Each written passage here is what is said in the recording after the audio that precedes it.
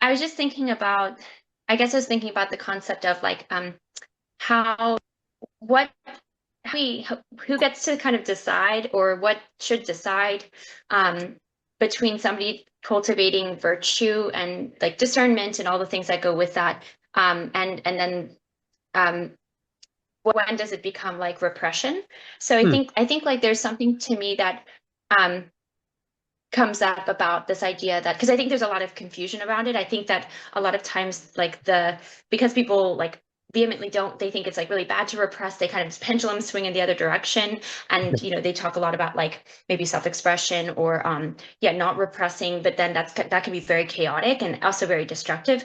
And so I guess for me, like I do think that art really, even though a lot of people may not think of themselves as creatives or artists, I do think that everybody is actually a creative. And I think that the creative space to me is where like you're supposed to sort of work through the things Yeah. that you need to face. Like and that's where you should handle and allow yourself to, in a sense, not be repressed, but Yeah. you work through it so that you then make a decision. I think choice, in a sense, to me, is like the way to um, deal with repression, like not just be repressed, but face the things that you maybe don't want to face or are hard to face, or your own desires that you need to sublate into drive, and use the creative space itself.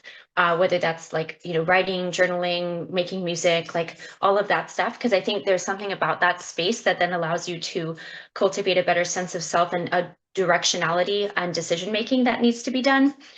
Now, somebody could like, you know, there's a way in which somebody could do that in such a way that's not virtuous, and therefore it's not like that avenue that was meant to be again like this alchemaic avenue for cultivating virtue and handling, dealing with repression. Um, yeah, I don't know. There's something about it where it could obviously be egoic. It could be like it could be taken over by the ego and like just this certainty about what you want and getting it and forcing everybody else to get it too or whatever it is. So yeah, I don't know that it's like I don't think anything's like ultimately going to be utterly safe. Like there's always going to be some risk in some arena, but I do think the kind of like what Aspasia was talking about with this gestational space is really a good space for the work of dealing with what you still need to face about yourself and then moving it into decision and functionality and action. Um, but there's also like a part of me that wants to be a little subversive and just say like what's wrong with like this sounds awful, but like there's also a part of me that if we want to redeem the term of repressed, it's like Hmm. why is it so wrong? Like if we repress a button that plays a song we like or something like that, I don't know, something, right? If we repress the coffee button and it makes us more coffee, Uh-huh. that's why is that like there's a way in which like this it's interesting. Like I do think a lot of times repression is almost handled by pressing the button in an addictive way. And it's like, don't be repressed, so have an addiction. Or there's like this, don't be repressed, so never contain yourself to a certain button or doing again. You know what Um, I mean? But the repress is about repetition. So for me, I'm just thinking about like the fact that that's why I go back to the arts, because it really is this thing that the repetition of the pressing, what is impressing upon your life, what's impressing upon your heart, what's compelling, like the pressing is the pressure of what is being compelled and moving through you. That can be kind of akin to the analogy of birth or something like that. So yeah, and if you follow the impulse of that, like, and I say impulse, I mean there can be really some damaging things about just impulsive behavior. But what I mean to say is more that core attention to the impulse, not action yet, but just the attention to that impulse, I think is very important. And then, yeah, moving it to the space of working through it. I do think a lot of it is a solitary activity for the most part, but it should translate into a greater capacity to be in the social. So yeah, I've just been thinking about that. But yeah, everybody kind of does think they're doing like most people don't do something that could be considered like wrong because they think it's wrong. They think it's right. They think it's ethical. They think it's courageous. They think it's the right type of surprise, right? But like there are wrong and right types of surprises. Like we talk about surprise being really important, but some active, it's that doesn't mean that just anything that would be surprising is the right ontological type of surprise to cultivate a proper subjectivity and a virtuous subjectivity. So anyways, those are some thoughts that were coming to my mind. And yeah, glad to be here. No, I think that's fascinating. Well, it makes me think, and then anyone who wants to speak on this fine day, please, Daniel, good to see you. Mrs. Satoy, wonderful to see you. Mrs. Satoy, that recent video was really, really cool. Thank you. Mr. Jockin, wonderful to see you, sir. So that question, Michelle, is really interesting on how can you tell when one is cultivating virtue versus being repressed? And another way to look at it is how can you tell when something is ethical in the right way versus in a way that concern Nietzsche, where the ethical is just serving power, right? So, like, what are the difference between those things? I also really like that word play on repression as repressing, redoing. And so there's one sense where you say that, and I'm now thinking about how the response to repression can be to get away from it, to break it down, but maybe it should be examined. What is like the essence? Like what is like the core that is actually leading to the repetition that needs to be brought out? And maybe actually then virtue is the bringing out that thing. Like there's some sort of essence, something deeper that has to kind of be mined out, which of course is a lot of the idea that a repression is something that has to be kind of brought out. Now, of course, there are many people like Mikey, Downs was saying that it's a mistake to say the master signifier or big other is necessarily bad because without that you have no social, you have no society. If nobody socializes at all, if everyone just gives in to their egos or their impulses, then the whole society falls apart, right? So, and Freud even talks about that in like civilization and its discontents. There has to be some sort of mechanisms of quote unquote repression, or there won't be a social order. But then again, of course, the problem is repression can eventually lead to problems for the individual person. But then the question becomes, I mean, you could almost ask, what's the difference between virtue and, I guess, Nietzschean ethics, like bad ethics in a certain way, right? When is doing the right thing versus, say, serving power or actually becoming passive? Like you could even get very interesting with that because let's say something like never lie, like a Kantian idea of never lie, right? Never tell a lie. Well, that could be really advantageous to the state because then everyone at all times is transparent and they can just ask whatever they want and get the information that they need and control people easily, right? Where lying could actually put a check and balance on state power, to use a kind of extreme example, right? But then, of course, there's lying that is avoidance and putting off and not doing what you need to do. So it is interesting to ask, what is the difference? When is virtue not repressive, and why is virtue not repressive? Mr. Jockin, good to see you. And obviously, we talk about virtue all the time. And what exactly is virtue doing and cultivating that is not repressive? I do think it gets into a lot of I think ethics, and obviously I'm conflating terms, and I'll give it to anyone to speak on anything on this fine day. I've also been really interested in the problem of P equals NP in computer science and all of that stuff, which has been really, really interesting. But like, and I'll give it to Mr. Jockin here and then anyone, but I do think there's a massive difference between virtue that is a one-of-one reaction to a surprise and a non-contingent in all circumstances ethics, like a kind of Kantian sort of a priori kind of thing, right? And Mr. Rivera, good to see you. And so part of it may be is as you move toward virtue, you're working toward an individual particular orientation to surprising situations in order to make them quote unquote blossom, in order to actually bring something out that is, I suppose, magnifying the human or more beautiful, or that brings a depth of experience that isn't there. So it's almost like that increase of quality. Virtue serves an increase of quality of experience where perhaps ethics can be more about just doing what is right. And of course, that doesn't, you say, well, that's good, right? Well, that's where Nietzsche's like, but it can serve power and it can serve problems. But let me pause and give it to Mr. Jockin and then Mr. Denver. Mr. Jockin, good to see you, sir. Good to see you, Daniel. I'm walking, so I can't put my camera on. I'm uh I'm working. I just reminded of a note you're saying, Daniel, about the good and the rights, because I'm working on a lecture that's coming out for Monday. And one of the notes from Aristotle on magnanimity, greatness of soul. So it relates to honor and dishonor.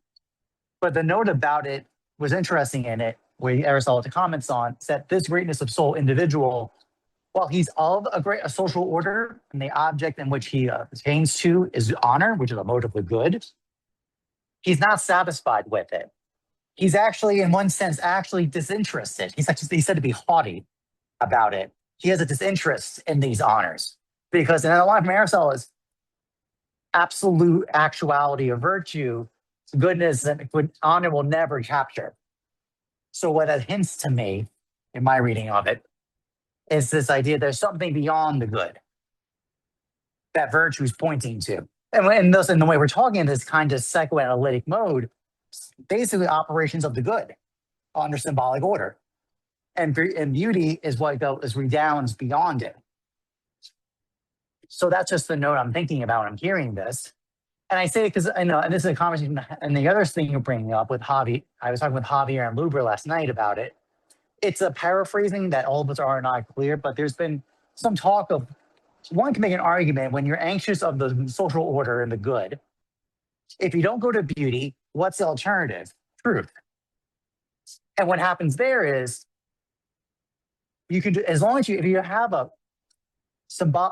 relationship of logical order, that will always be the case a priori and give you the right answer in all cases.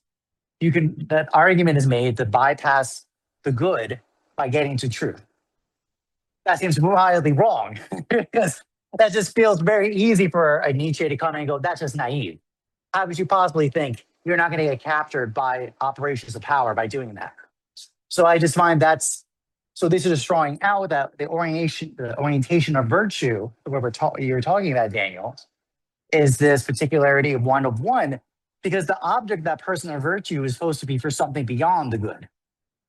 It has to be for the sake of the beautiful, which has a relationship and abiding with goodness. Like they're not totally isolated from each other, but there's something more going on. And that's also the reason why, we said before, but we spent plenty of times, and I'll talk about it on Monday in the course I'm teaching, things like courage are for the sake of it's the sake of beauty. And it's also, and it's feeling and doing the right thing, doing things towards the beautiful. So that orientation points out to me our relationship to goodness, truth, and beauty. Without the right understanding about it, you really can't articulate what's going on here. No, very well put, Mr. Deklerk. Good to see you, sir. And I'll give it to Mr. Dimber. And actually, in honor of Mr. Dimber's work, as you're speaking, I'm also thinking about there's something about virtue that is seemingly acknowledging or defending or dependent upon an interior space. Whereas the ethical can be more social and kind of external to you. The virtue has some sort of, you're in a one-on-one situation with people, and you kind of have to fall back on yourself to kind of determine what ought to be done and what shouldn't be done, and how do I respond. But then, of course, you also have to kind of determine what is the standard by which I can determine if I have acted virtuously, right? Well, because it increases beauty. Well, what does that mean? How do you have the discernment to tell? And Michelle, and we've been talking about this kind of appearance, the mysterious energy, energetics, like you can feel a change in energy based on how you respond in situations, right? But I think that sort of gets into a certain cultivation and honoring and trust even in a certain interior space, which of course then the social order is scared to death of, because if everyone goes to their interior space, what if there's no society? Because nobody is intelligible to one another because they all have their interior space. And yet, kind of a revelation of beauty is actually there can be the possibility of the social, or what Javier has said, like a collective symptom that we've kind of talked about. That can be very, very, very possible. But again, I think to what you were saying, I do think we get captured basically moving between the good and the true, because both of those feel like they can be kind of externalized to facts or information, or the good can be something that the social contract agrees upon, and or as if it's not against the law, then it's acceptable, or things like that. But all of those can actually be a certain sort of, it depends, of course, but a certain sort of not actually acknowledging or doing the work of interiority. I'd have to say more. I'll stop, but I'll give it to Mr. Denver and then Mr. Rivera. Mr. Denver, it's great to have you again and good to see you, sir. Hi. Going back to Michelle's opening statement about art and how art can be a place where we're expressed instead of repressed.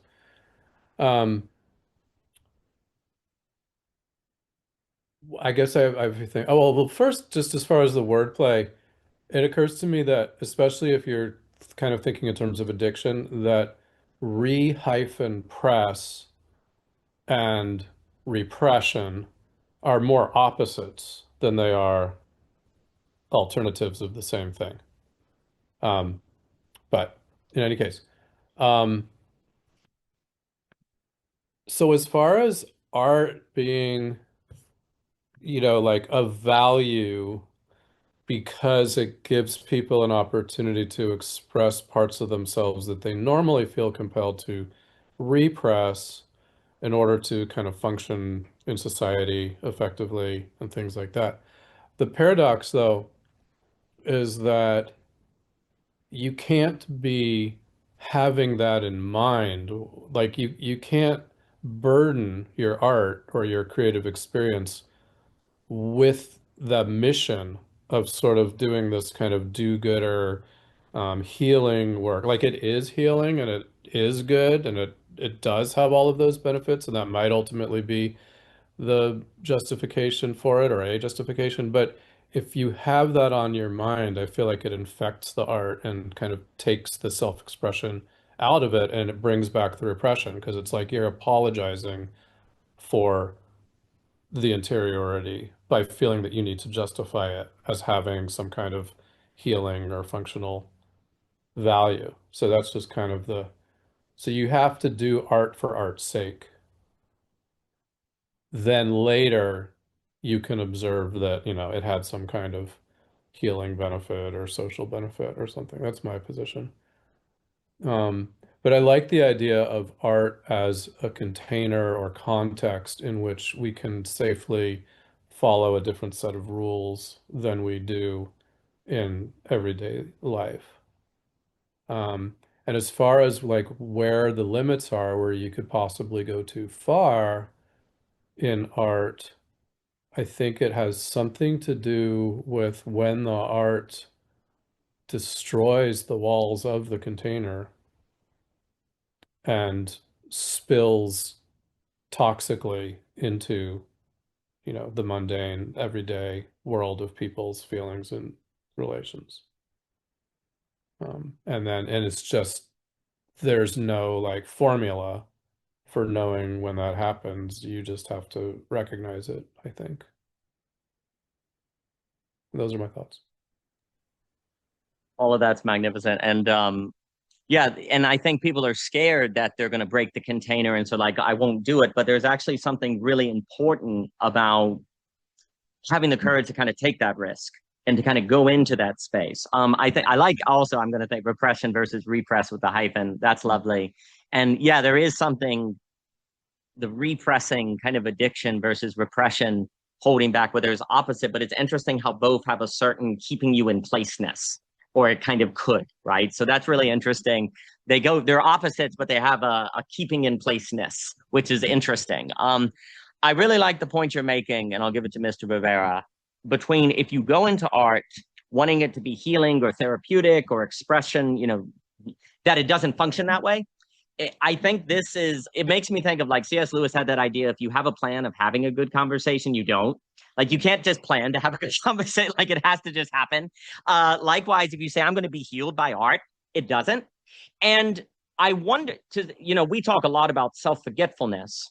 And there's something about where you actually have to do art for art's sake without any expectations of what it will do for you in order for it to do something for you. And that thought itself also has to be removed, right? Like you have to truly give yourself over to it. And I wonder, and yeah, that's 100% the case. I definitely experience you have to give yourself over to the story, like, and whatever it does to you is whatever it does to you, and you trust that. I do think there is something, as you were saying that, and then I'll give it to Mr. Rivera, there's something about virtue that may contribute to a person's ability to do something for its own sake. Like where you actually, like virtue is the ability to actually, to make a claim that maybe, I'll think on, but I think about, I do associate virtue. Whereas perhaps, the ethical, now again, many people make distinctions between moral, ethical, I'm not necessarily holding those here, but a lot of times the ethical is about doing the right thing, which then has an external standard. But there's something about the virtuous that is the ability to treat a thing as an end in itself, like to actually honor a thing for what it is. Like a virtuous person can garden for garden's sake. A virtuous person can be in love for love's sake, not as like it is an end in itself.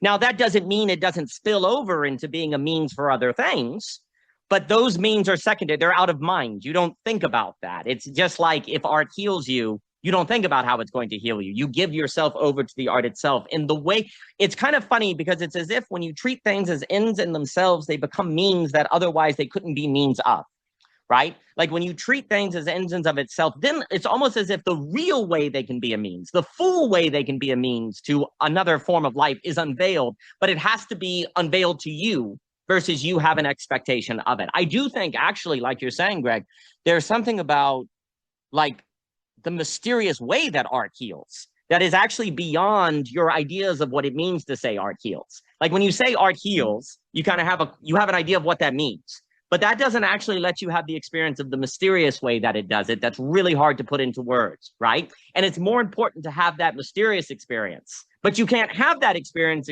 that mysterious experience, unless you give yourself over to treating it as an end in itself, which then requires you to calm your mind, like stop your mind. And it's just very interesting to think that, and then I'll give it to Mr. Rivera and then Mr. Daniel here, and then Mr. Luber. Good to see you, sir. It's a pleasure. I hope you're doing well. And again, everyone should watch the Friends of the Beautiful conversations. They've been magnificent with Mr. Jochen Rivera and Mr. Luber. But there's something about where virtue allows you to treat a thing as an end in itself, which then lets it strike you with beauty, and then actually unveils the mysterious ways it can be a means to other things, that it can only be a means to other things if you treat it as an end in itself, which is actually then higher dimensionality and actually getting into different things. But let me stop and give it to Mr. Rivera. Mr. Rivera, I hope you're doing well today, sir. Yeah, so I'm glad you brought up the tension between means and end in itself, because I was thinking of those exact same things. I mean, because that's what makes virtue kind of a difficult thing to talk about, because it's both a means and an end in itself, right? And when we go back to Aristotle, you know, and I think this is what I wanted to bring up. It's like, when we talk about ends in themselves, Aristotle defined eudaimonia as the only true end in itself, because it couldn't be a means. It couldn't be a means to anything else. It was the only thing that was not capable of being a means.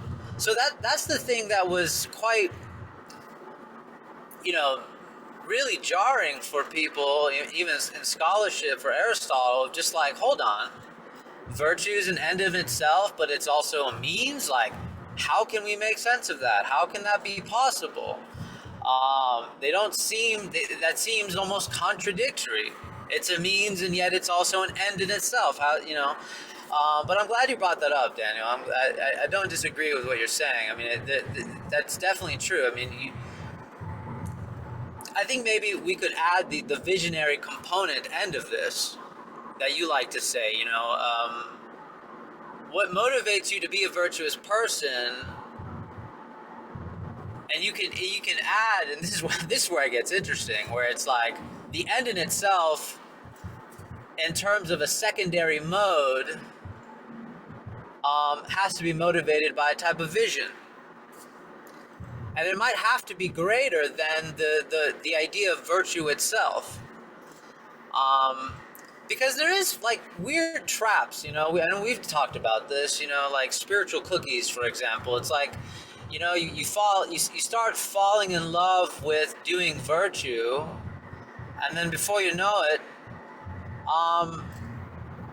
you're like, hold on, this is really good, this is really great, and then you lose sight of the vision, right? Then now you're more preoccupied about being virtuous than the vision itself and what it aims for. But yeah, I mean, I don't disagree at all with what you're saying. I mean, these are all really good stuff. I did want to talk about, I've been reading Philosophy of Right from Hegel, and I definitely have some questions to ask you, Daniel. I doubt I'll be able to really get it in with you because I have, you know, class soon and all that, but I'm glad we're talking about right and the ethical, because what I've been wanting to ask you is, how are you thinking about when Hegel talks about virtue?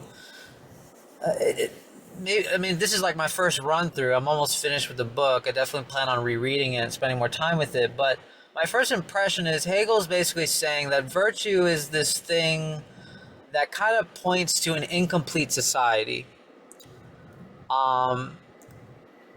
but at the same time, and I think this is what I appreciate what Hegel's saying is, but at the same time, virtue is almost like the ground in which we could really establish like belonging. So that's what I find interesting, but I don't know how to navigate Hegel's particular interest in determinations.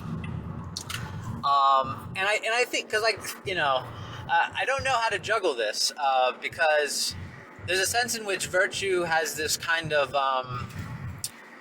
indeterminacy in relation to particularity, and you have to, you could say determine. You have to, you have this absolute choice you have to make.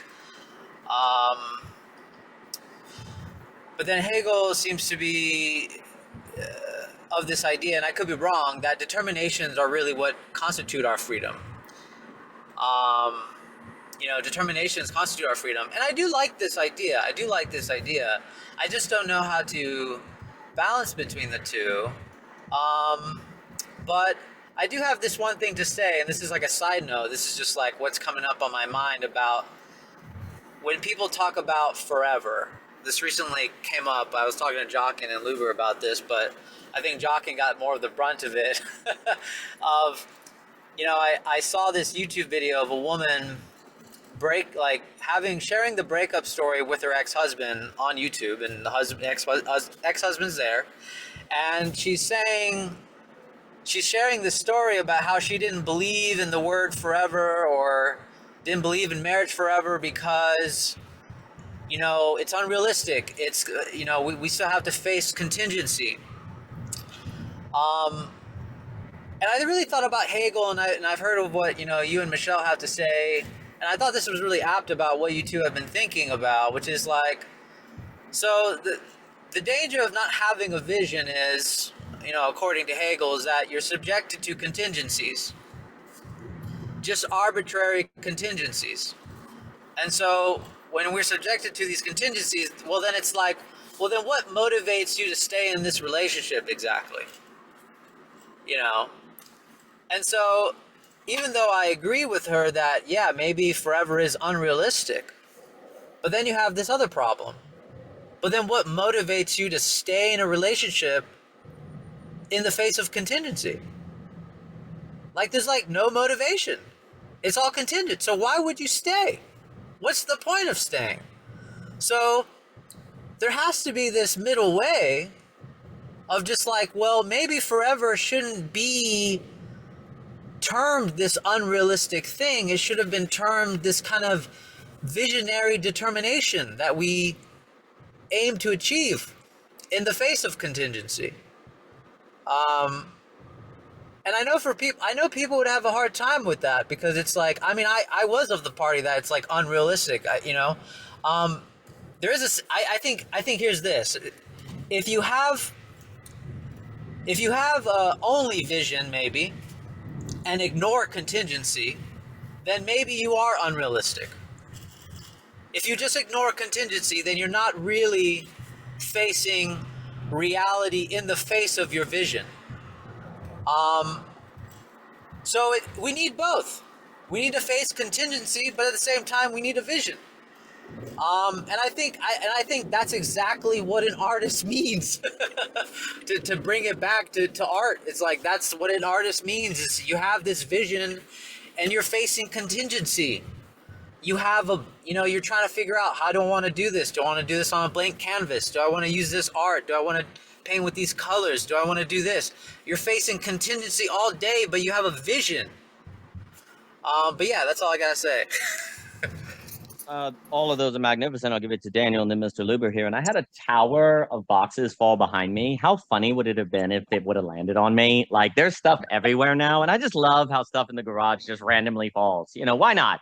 It makes it more exciting. Do you know that during one of these conversations, I may get taken out by this shelf? It's just something that you can look forward to. It's just like a little surprise that may happen. It will be great. All of those are fantastic questions. The first thing I will say is, I guess there is something interesting about looking for, I suppose, a crisp, I don't know if the word crisp is correct, but a phrase that would help us just make a distinction between morality, ethics, and virtue, right? And I'm thinking about virtue today as kind of looking for a phrase is precisely the kind of person that can do something as an end in itself.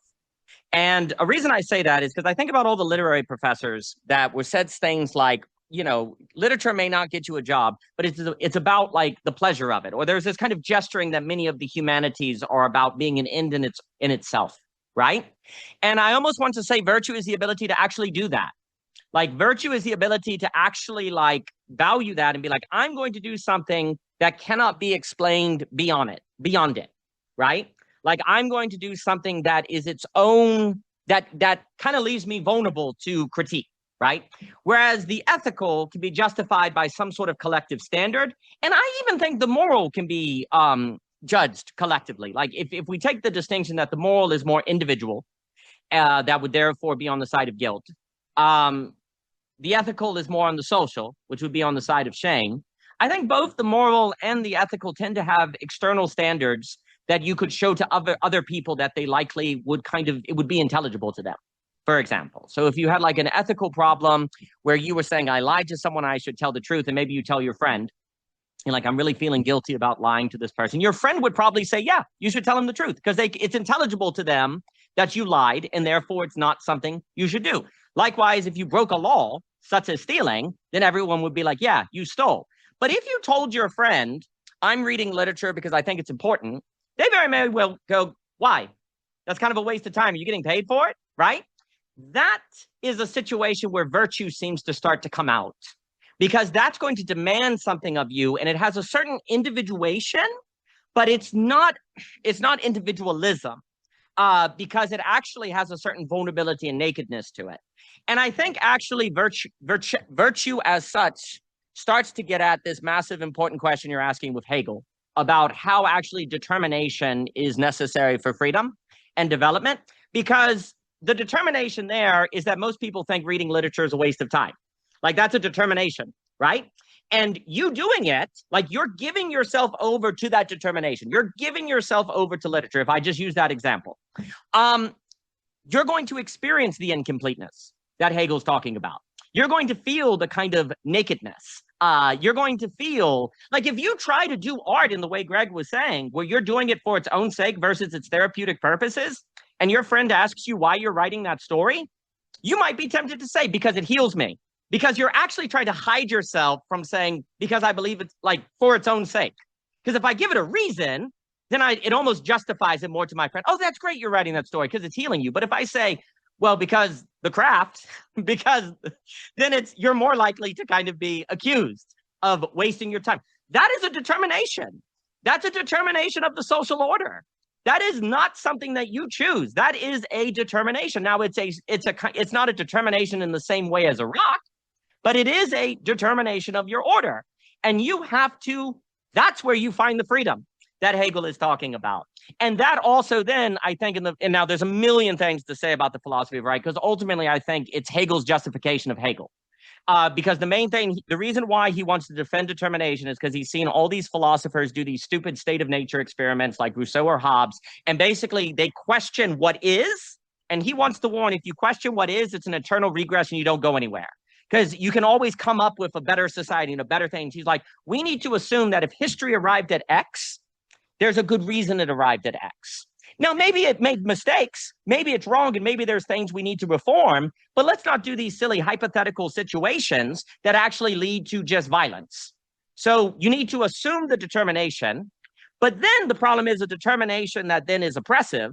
So then locate yourself in the determination in those places of incompleteness where you feel vulnerable, naked, and you're having to stand for something as an end in itself. And for him, a lot of basically reconciliation as that key term, or you could even say development, is when you get, in a sense, a critical mass of people that are able to actually have the virtue to hold in doing something as an end in itself that then can surprise spirit with the freedom that affords. Like I do think, like for example, I think we're in an age of people using the social coordination mechanism where more and more people are getting the courage and the ability to just do something for its own sake, like having a conversation like this or giving yourself over to a project. Like you're seeing more and more people that are doing that. That is a big deal. That is a real potential movement of spirit for freedom because of the pressures of the determination. Now, there's a lot more to be said, but I'm going to pause and throw it to Daniel, Mr. Luber, and then Michelle. Daniel, it is good to see you, sir. I hope life is treating you well. Good to see you, Daniel. It's good to be with the rest of you as well. I mean, maybe I'll just constellate a few of the words that are like thinking about necessity, well, contingency, necessity, the way that necessity is felt. So it's like, I must do this, or it's necessary, or I ought to do this. Like, what is that ought? Then in what way is the in itself functioning like a duty? I mean, even that language is very Kantian, like the thing in itself, you know. And then what is ethics in that space of just a free floating duty, or a duty that I must elect for myself. How does a subject come to a place where they can act ethically? Is it such a thing of an arrival? Like, what is the nature of that act? It would probably have to do something with that feeling of necessity or contingency, but then you have the like, regardless of what you do in a retroactive way, you can always ascribe causal mechanism or some causal story, and that can be exterior and interior. It can be a psychological story, or it could be a physical story. That whatever your act, even if it seems ethical in the doing it, it can be described or explained causally. So then, what is the space from which one acts ethically? What is the ethical act? So I think Daniel, I'm using ethics a little bit in the way that you were using virtue, but it's there's a sidebar here as well in terms of the place or function of art. So we've had it in the proximity of art can heal. So there's like a therapeutic dimension, or I think also part of that conversation is, what is the art object? Or like, what's the object of art? Is it the artifact? I know it's been discussed on the net, like something like an art of life. So you are the product almost of your artfulness. You're coming to be. You're coming to be a person, and then that would be in that virtue conversation. But I think my brain's mushy. I'm going through Zupanchich, Ethics of the Real, and I mean, what's the distinction between must, ought? There's this way in which the ethical act has to in some way refigure or repress, maybe repress is not the right word, reconfigure the coordinates, the very way in which I'm framing what is necessary, what I must do. Like, the very way that I frame that decision to myself, the ethical act reconfigures those coordinates of framing. Is there a way for it ever to be? So I guess then there's the sense that there's always something of an abyssal dimension to it. And just to complexify it more, that would also just be unfolding in an individual story, and then an individual's nested within social process and etc. So then, how do you contain the individuals coming to be, their development, and then the wider context in which they're fitting?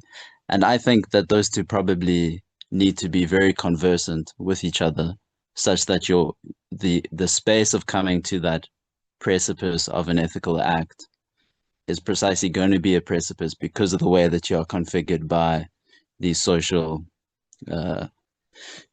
but then that's not to over determine the rule coming from the social in light of an interior rule, because that's the same logic. You're still determining yourself via a self-given interior rule. So I think the Kantian thing comes to something like you have to give yourself a rule or a duty, but it can't be you kind of have to give it to yourself and then elect it because you gave it to yourself. But okay, I've shared my mush. My apologies. I hope something sticks at least. Do not apologize at all. And as you were speaking at the beginning on Monster Drinks, I thought about that time I had 3 5-hour energy shots because I had a lot to get done. And I remember the third one making me go, this is something you don't come back from. Like once you drink 3 of these, you don't actually recover. So, I completely understand. And, I hope also too, the people sleeping are now having dreams affected by what you were saying on duty and the ethical. And they're now having a dream where they're meeting Immanuel Kant. I really think that would be a gift. Yeah. And as you were speaking, I'll give it to Mr. Luber and Mr. Satori here. It is interesting too, because I guess just a thought something that is very interesting to me is how much of ethics and I'll say as of Kant at least, is actually a response to the problem of scale, which is we have large nation states and we have to coordinate large amounts of people. So we need ethical duty that is not contingent. We need ethical duty that's a priori, because otherwise we can't get a million people. And of course, my argument is that David Hume split is and ought because he saw how ethical duty was going to be used to create total war.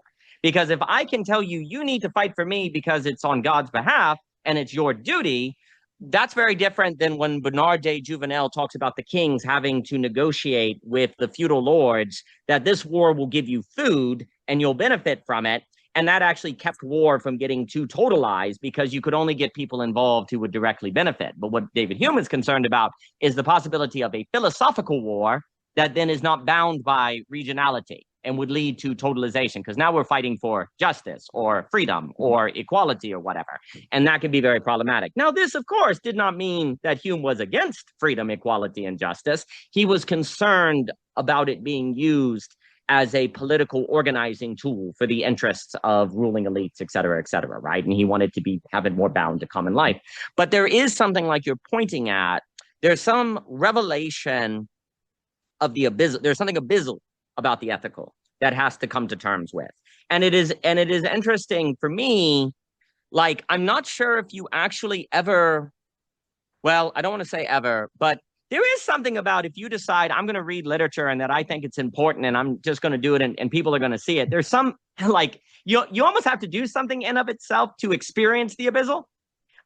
Because like when you're seen as valuing something as because you value it, that exposes you, and in your social relations, you feel a certain abyssalness. And otherwise, there's a way in which terms like, facing the void or things like that can just be abstractions as opposed to actually feeling it. But when you actually have to feel it in your social relations and determinations, that's when it can change you. And there also is seemingly, perhaps, part of the problem is ethical. There's this assumption that an ethical theory makes a person more ethical. Like, let me put it this way, and I'll give it to Luber and Mr. Satori. There's always an idea that if you do the ethical, you will become a better person, right? Like, it's almost like, well, of course, if you do the ethical, you'll become a better person. But there's actually a funny way in which some ethics, duty-based or whatever, that you may not. It may just be, it's actually just doing the script or what you're supposed to do. You're doing what's ethical, but actually there might not be internal transformation. There's something about the virtuous that actually makes there be an internal transformation. Whereas, and in that sense, there's some sort of sense where we should not assume that doing the ethical, quote unquote, makes you a better person. I guess I want to say very generally. Now that would have to be expanded upon. But there's something about the critique. I almost want to say and again, this is how I'm using the word ethical. There's almost something about the virtuous critique of the ethical that is saying you should not assume that doing the ethical will lead to an interior transformation. And there's almost a sense in which there's not going to be this deep interior transformation until you do something that you value in of itself and are exposed to the social doing it. Like, and again, if that's writing a story, the temptation is to tell your friends I'm writing it because it's therapeutic and it heals me, or I'm doing it because I'm paid for it. I'm doing it because of some bestowing of validation that I think Nietzsche was concerned about, right?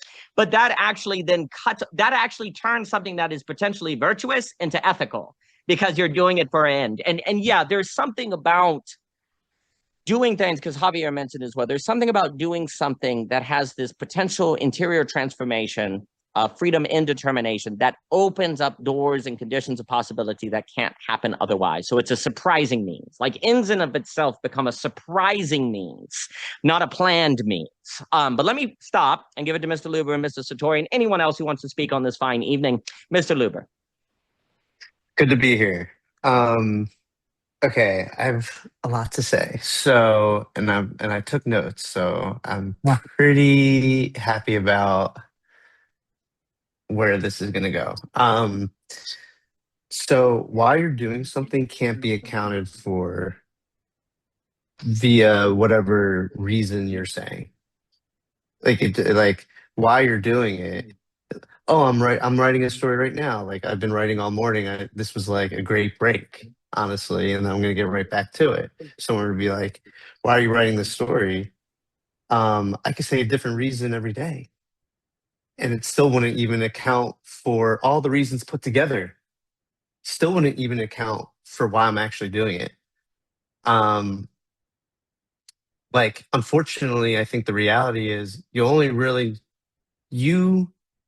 have your own projections in the moments why, but like the real reason you yourself will never know. I think that will happen. It's like if someone intimately knows you and I were to die, something like that, they could be able to say, oh, he used to write all the time because of this. Like I think that actually would be a more getting closer to the heart of what's motivating me. But like the question of me knowing that is and this is where I want to get into the tension between Kant and Aristotle, because I mean, when I went to college, I got my undergrad in philosophy. I was big time Kantian, huge Kantian. And like now, like I just see the tension so clearly. And it I think the the reason that okay, first, like the reason why people even want to ask how they know something themselves about why they do something is because of is I think a part of the Kantian tradition, the split. Um, I think that urge comes from that. Um, but the tension to me is the split between the phenomena and noumena and how that's framed focuses on basically the negativity of a situation. And what's good about the negativity of this situation is that it inherently will demarcate the limit of a system, a story, whatever it may be. Put in that filler, word in. And I think what's great about that, just to use an analogy, it's like the negativity makes you realize the limit, which is like basically the floor of a room. So because there's a floor, you can assume what the positive feature, and I would associate that to like the ceiling of the room. But the problem is it's very not clear where the ceiling is. So in where Kant comes in is like, I want to really know something basically. And it's this floor that's totally there, right?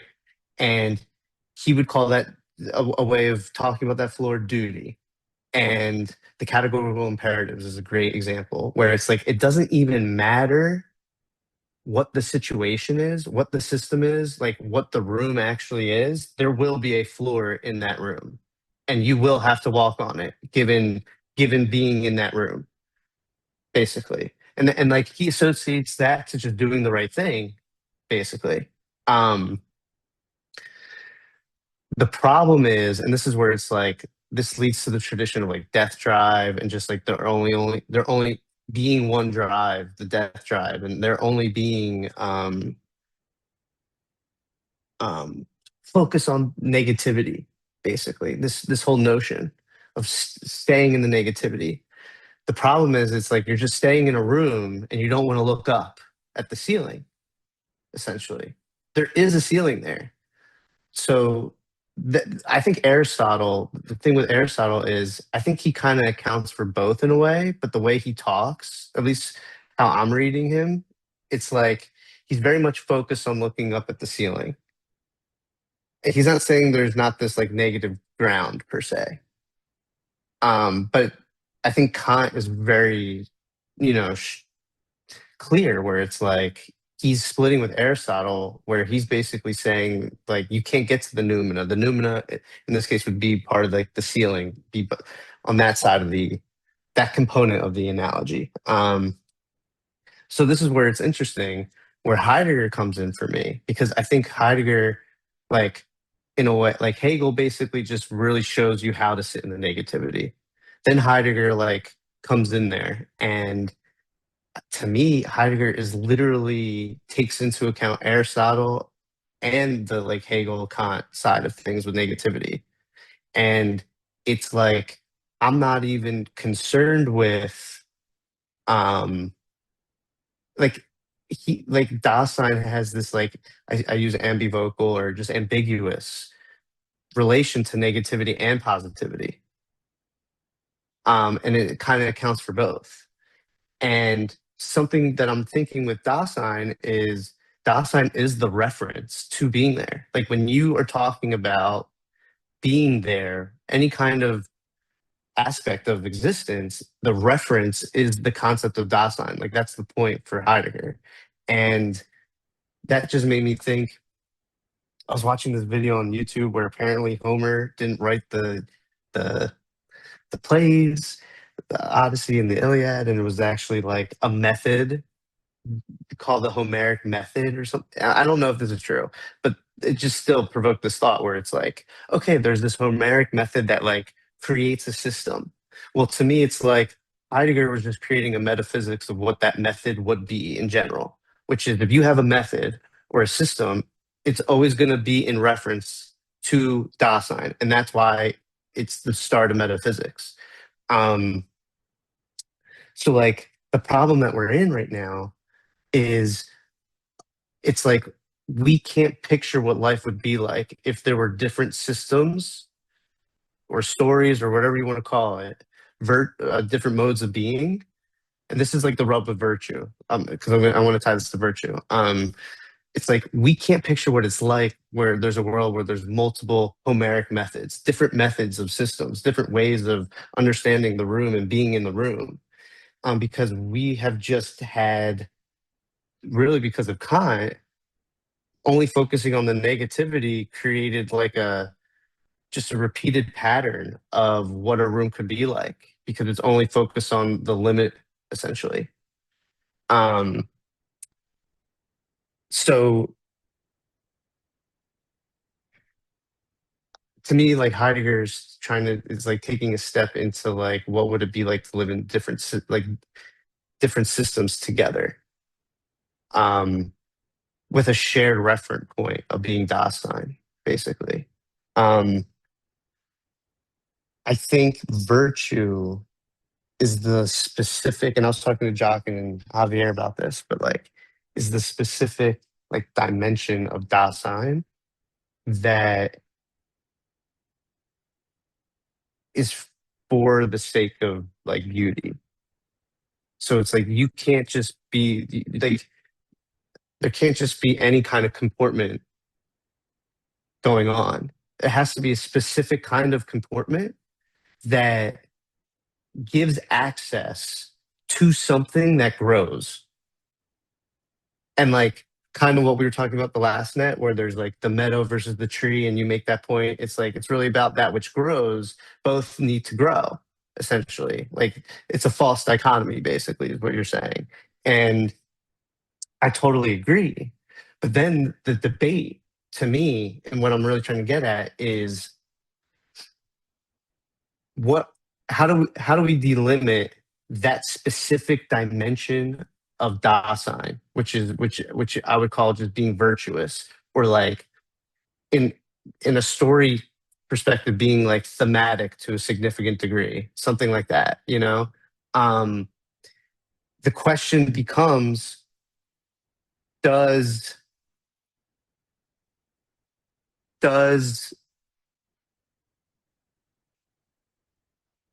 it come from something real, or does it come from something fictional? Or basically, do we need to be even concerned with where it comes from for us to kind of habituate ourselves in that specific dimension of Dasein? And the reason why I'm even asking that question is because, in a certain sense, there is a hierarchy, only in the sense of it's not all comportments of Dasein that lead to the beautiful. It's a specific one. It's not that it's better or worse, but in terms of, I would say, like a more vital way of being towards death, does beauty strike. And so it's not all ways of being towards death. So that, in that sense, because of it being specific, it's like, why that specific one versus other ones? And that to me has to do with the origin then. So yeah, I hope I kind of said a lot there. But like, I would love to unpack this, even if it was like in a separate video too. Like, I think this is like, you know, the juice right here to me. But okay. I mean, ultimately, it's the political, sociological tension of all, right? Because, you know, this thing, I'll give it to Mr. Sartori. Again, it cannot be overstressed how much, like, if we compare Kant and Aristotle, Aristotle is not so much worried about the problem of scale, which means the need for non-contingency is not there. When you get to the Enlightenment, you have this question of there are many nations. We've encountered many nations. You have it's like, how do we bring a bunch of people together? Well, let's make a ground that we all share.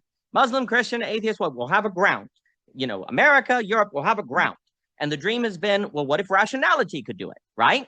Well, Kant understands, as I understand Kant, and please correct me, is that if you make it rationality, you can lose the theological. You can lose God, right? So you need the noumenon in order to actually protect God, because for Kant, he wants to save God from basically rationality. And then that means you have to have a ground that is also theological, and that's going to be based on duty. And then duty will be the ground, and you have the Mr. Luber, please. So like the thing with Kant to me is that there's a lot of reasons why there's the noumena and the phenomena. Like, I think that's one, but like, just in terms of talking about like ethics and like it being like the cost thing that Dark Daniel commented on, the reason why there has to be a noumena and phenomena is because you can't know the thing in itself. You have to follow these geometric rules that literally make you destroy your own desire, because it doesn't matter what you want. You have to follow these rules to be moral. And because if you follow what you want, the suggestion is you know the thing in itself then. And that's the rub right there. And like, I think that's like a correct interpretation of like the Kant Aristotle thing, but I don't agree. Like, I think there's another way of looking at it, but I don't want to like divert to that, but I want to pass it back to you so you can respond. And Michael, I don't want to like take over. No, I mean, everything you're saying is exactly right. And I would link that is also tied to problems of scale in society and bringing people to have a ground, because if you have people that are bringing in desire and that becomes a relevant factor, then that leads itself to splitting apart. And also then because you also have a problem of, I need a ground that people can get quickly. Like, that's also an issue, right? Like, if I'm trying to amass people or trying to make a society, like, I need something pithy. Like, if I can make a ground out of a 500-page treatise, that's not going to be very effective. But if I can give you the categorical imperative, bam, we're all on the same page quite quickly. Non-contingency, right? But of course, because you're dealing with a problem of scale and a problem of the modern nation state that you're trying to deal with. And if you don't do that, you could just have infinite violence and all of those different problems, right? Whereas when you look at something, oh my gosh, when you look at something more of kind of Aristotle, the ethics are going to reflect something that is more of finding that dimension of Dasein that is accessing the beautiful, right? Because that is what you're looking more in the direction of thriving. So in the nation state, in the polis, how do we thrive, right? There's almost a sort of sense of, well, we can't even worry about the question of thriving because we're all going to die in war. Like, we're not even going to get along to ask the question of thriving. So how can we make a ground, and then we'll worry about thriving. And then, of course, ultimately what occurred is the market will take care of thriving. Like, we'll just create a market, like Kant just kind of hands it off to the economy, right? Based a certain form of capitalism where questions of thriving are left up to individual choices on the market. Well, then we're good to go. We have the ethical, we have the ground, the thriving question can be left up to the market. We're good to go, right? Now, of course, the problem, and this is where Marx and other people point out, is that markets are not they're not influential. They create habits. They train your habits, and they train your habit out of the ability. Like, the market makes it scary to enjoy literature without an explanation because your neighbor thinks you're wasting your time and you're not productive, right? That becomes the habitus that is formed, right? And if that becomes the habitus, it becomes increasingly difficult to do things that are an end in of itself, even though you theoretically could still do them. The market actually makes that increasingly difficult because you don't have a justification for it, right? And actually, but that in of itself is actually the possibility of opening the dimension of Dasein that accesses the beautiful, is the claim that is being made, right? So, you know, the argument would not be saying that, therefore, you know, a lot of people can respond with, say, getting rid of the market or something like that. But the question is instead, like, what would it mean to make subjects or participants in the market that are actually still accessing that dimension of Dasein that you are pointing out to, right? But like, basically now the question, and I'll throw it to Mr. Satori, although there's 1,000 things to be said. Basically, we have oscillated between good and true because, okay, we'll have a duty that will bind us. Well, that seems to lead to the, socialism or like command economies where we get all killed or something like that, or totalitarianism. So let's just base it on science, facts. Then the kind of objective thing will be the facts. But then you deny the subject and the libidinal and desire, and that can lead to forms of repression that are problematic. Well, what's left then? Okay, well, Mr. Jockin has been pointing out the beautiful. Well, then what would it mean to have everyone basically held together by the beautiful, and it be more like a ceiling that's kind of holding everything up or orbiting versus something that is a ground, but it functionally is a ground, but it's holding up, I suppose, more from on high. That tends to be the direction that one has to go in. But there's a lot more to be said on that, but I will stop and give it to Mr. Satori. Mr. Satori, please. And good to see you, sir. I hope you're well. Yes, I mostly, yeah, I think so. So I figured I want to tell a story, and this story ends with me spending the last like 10 days writing 93 pages. So I'll try to not make it a long story, but I don't know, that's how it ends. So, but it covers a lot of these things here because, well, let's see, where do I start? Where do I begin? Okay, so I'll start here, like with autism or whatever, and realizing that, there's these two types of empathy, apparently, like cognitive empathy and affective empathy. And I have the affective empathy. I feel things that people are feeling. What I'm not good at is understanding them, feeling the feelings that they're supposed to be feeling, and like responding in the right way. And so if someone is really good at feelings and they're strong in that area, they will be frustrated by my response to them sharing emotions or whatever. Now, this is a difficult problem in my life because that is much more the way that my wife operates. She is very much an emotionally intuitive person. She's very good at reading other people's emotions. And, from what I gather, that amongst people where emotions are transmitted and received and understood, that's just where like a whole lot of the communication just lives. It just lives there in the feelings. And, lacking that, I've had to come up with some ways of coping with that. And this is where I would say things like reading literature can certainly come into play very importantly. And writing it, I think, even more so, because that's to say, I don't know, like, because I know I'm not feeling the thing that you're feeling when you tell me about your whatever's happened to you. But if I write a story where it happens to me, then I can get an idea of how it's of what that feels like in my language of all explanations and propositions and things like that. So, so that's a skill that I have or have been developing. And, you know, and I can see even when it comes to the thing of finding the freedom in art and, you know, overcoming repression, you know, so I look at the book that you and I have been discussing, which I use my middle name, you know, as a little bit, one slight layer of like separation from myself. But then, you know, even within the book, it's very much hedging my bets. It's very much like,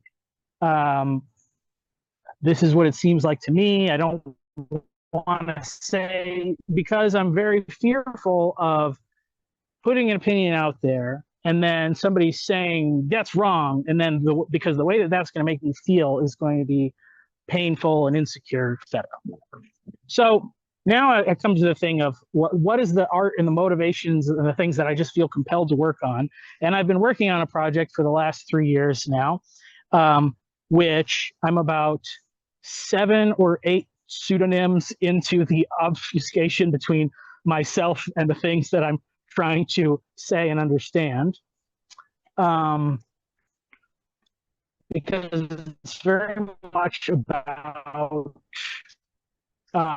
things that I was told you shouldn't look into, things like sex and relationships and all the dynamics therein, and then, you know, all the philosophy and the literature and all that stuff comes in there too. So, you know, I'm working on this thing and coming to understand these different points of view, and then we went on a lovely vacation a couple weeks ago. So we were supposed to come to Virginia, but obviously circumstances didn't allow that. So we'll have to save that for a future time. But nevertheless, took my family to go see about a place that we're thinking about moving. And, you know, maybe it's the kind of thing where somebody would normally say, like, how do you make a decision like that? Well, a lot of people would base it on, like, does it feel right? And I was like, yeah, I mean, I understand that, you know, but because that's one of these areas where, you know, it's not like I'm completely clueless, but it's more or less like, it's like I'm reading everything as if it was written in crayon or something. So if it's like broad strokes and obvious colors, I can get the gist of it. But because of that, you know, if somebody comes up and seems warm and friendly, I just have to choose. I'm just going to take it at face value that they are who they say they are. Or if I decide I'm not sure, I want to be suspicious, there's no limit to how much my suspicion can like just take me down to a negative place. So in light of that, I have to just trust, or I have to use something that's a little bit more empirically verifiable, we should say. So I had a very specific criteria for visiting this place. And the criteria was that if this was a place where we are coming in as relative unknown people, and it's a place where the kingdom of God is present and the people are seeking to serve God, then certain things will happen. And all of these things did happen where we were strangers who were welcomed in. We were hungry and people gave us food. We were thirsty and they gave us something to drink. I wasn't exactly naked, but somebody did let me borrow a pair of swimming trunks. So, you know, as for being a stranger and feeling visited or being in prison, you know, some of it was getting to talk to people who had had similar experiences that were painful and things like this. So in all these accounts, an objective, verifiable way where I can say these people, there was nothing for them to gain by acting this way, and they met all of the criteria, the signs that I was asking for to know if this is a real healthy community. So that was wonderful. And then to finish off the trip, we had a profound contrast in visiting my wife's father and his wife. And I told my wife we got the classic Sartori family vacation experience because, like what happened with my father and his father-in-law, we ended up leaving early in the middle of the night to drive home. And you know, and kind of, and then I was trying to like put some things in perspective or whatever, and like, you know, just hope that when I say something that I mean the words that I say. She thinks I mean something else because that's the whole communication she's in her whole from her family. And so, you know, it's realizing like, oh, anything that is true or whatever. I kind of, you know, thought about it, and to try to tell the truth is to tell the truth about ourselves. And that's where I realized like, oh, the problem was not so much that he's like a bad person or anything like this, but that he does not tell the truth to himself about himself. I don't even think he's aware of this. I don't think it has the effect. Like, I don't think he realizes the effect that it has because, you know, he's had the benefit of being able to convey a feeling of affection towards those around him that kept them from facing the consequences of like, well, what you actually did this thing and that was not okay, and you lied about it and that is also not okay. And so at the end of the day, I distilled the 1,700 pages or so of things that I've been writing under obscure pseudonyms, distilled it into one document, which is very honest and confessional about my own shortcomings, because I'm trying to demonstrate this as a basis for like looking at my own daughter and seeing she's having some of the same kind of struggles with like, she's not getting the warm fuzzy feeling from people. She's basing everything on like, does what they say match up with what they do? And realizing like, oh, well, if that's the way that she's going to operate, then I need to make sure that I am being consistent. And if I say something, I got to stick with it, which means I have to be careful about the promises I make and all these things. But, you know, really just coming to the point of saying like, oh, well, this is going to be a way that we're going to operate as a family. And then, which means I have to approach my father-in-law and say, look, if you want to be in communication with the rest of our family, you need to acknowledge the honest truth about the things you've done and the things you've said and the problems that it causes. And, you know, and so then I'm taking all these things that I was more or less like afraid to think or voice, and I'm just putting my own name on it and sending it out there in the world, and it's going to have like real consequences. I really hope for his sake that it will be accepted well. My wife is skeptical, but yeah, it's, well, you know, it's making an absolute choice because of the other absolute choice that I made, which was to get married to one person and stick through that, you know, through thick and thin. And, you know, so anyway, those are a lot of ways that all these things that we've been discussing really do work together, and they have an impact on real life things. So. No, thank you for sharing all that, Mr. Sartori. I'll give it to Mr. Luber, Mr. Clayton here, and if anyone has final things, I will have to run in about an hour here. But it's very interesting because it's very interesting to think of the role of the ethical versus the virtuous and all of that, where one begins, where one does not. Like you're mentioning the visit in North Carolina, well, the visit you had. And there's something about if I said to you that everyone did that because it was their duty, that because they had to, right? Then I would wager the quality of experience would be different. But when the duty is kind of sublated also into an entire way of life, there's also a way in which you observe the things being done on a practical level. But then I think also, too, what virtue can bring with it is a sense of there's a different energy, a different vibe, a different beauty. I think also what you see when people's, I want to say, ethical life flows from the virtue, I suppose, or what they do because they ought to do it flows from what they are, say, if they believe they're a child of God. So their ontology leads to their ethics versus their ethics try to do the work of ontology, if you will. Then I think you get a certain smoothness, a kind of artfulness to people. Like when you meet communities where their ethics flows from their ontology, as I'm just saying it here, you feel a kind of, it feels as if the community is artful. Like there's something about when ethics tries to do the work, there's a jaggedness to it. There's a lack of grace. There's a lack of dance. And I think when you come into a space and you feel that, that gets into where I think there is a suggestion that there is something about virtue that is trying to not merely accomplish the tasks of making sure you have food, water, and a bathing suit, but also that it is done in a manner that feels artful, it feels beautiful, and it feels like a glimpse and glimmer into a way of life, like a life.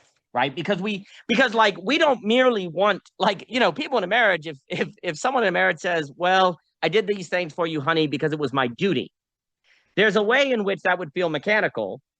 But if you do these things because of the beauty of the other, then it's first things first, as Lewis would say. You get the benefits of the duty, but also you get the beauty. But if you put the duty first, then actually the relationship can kind of go stale, right? But then it is also interesting when you get into things like setting boundaries, or like Cloud says, the boundary book, or terms, or things like that.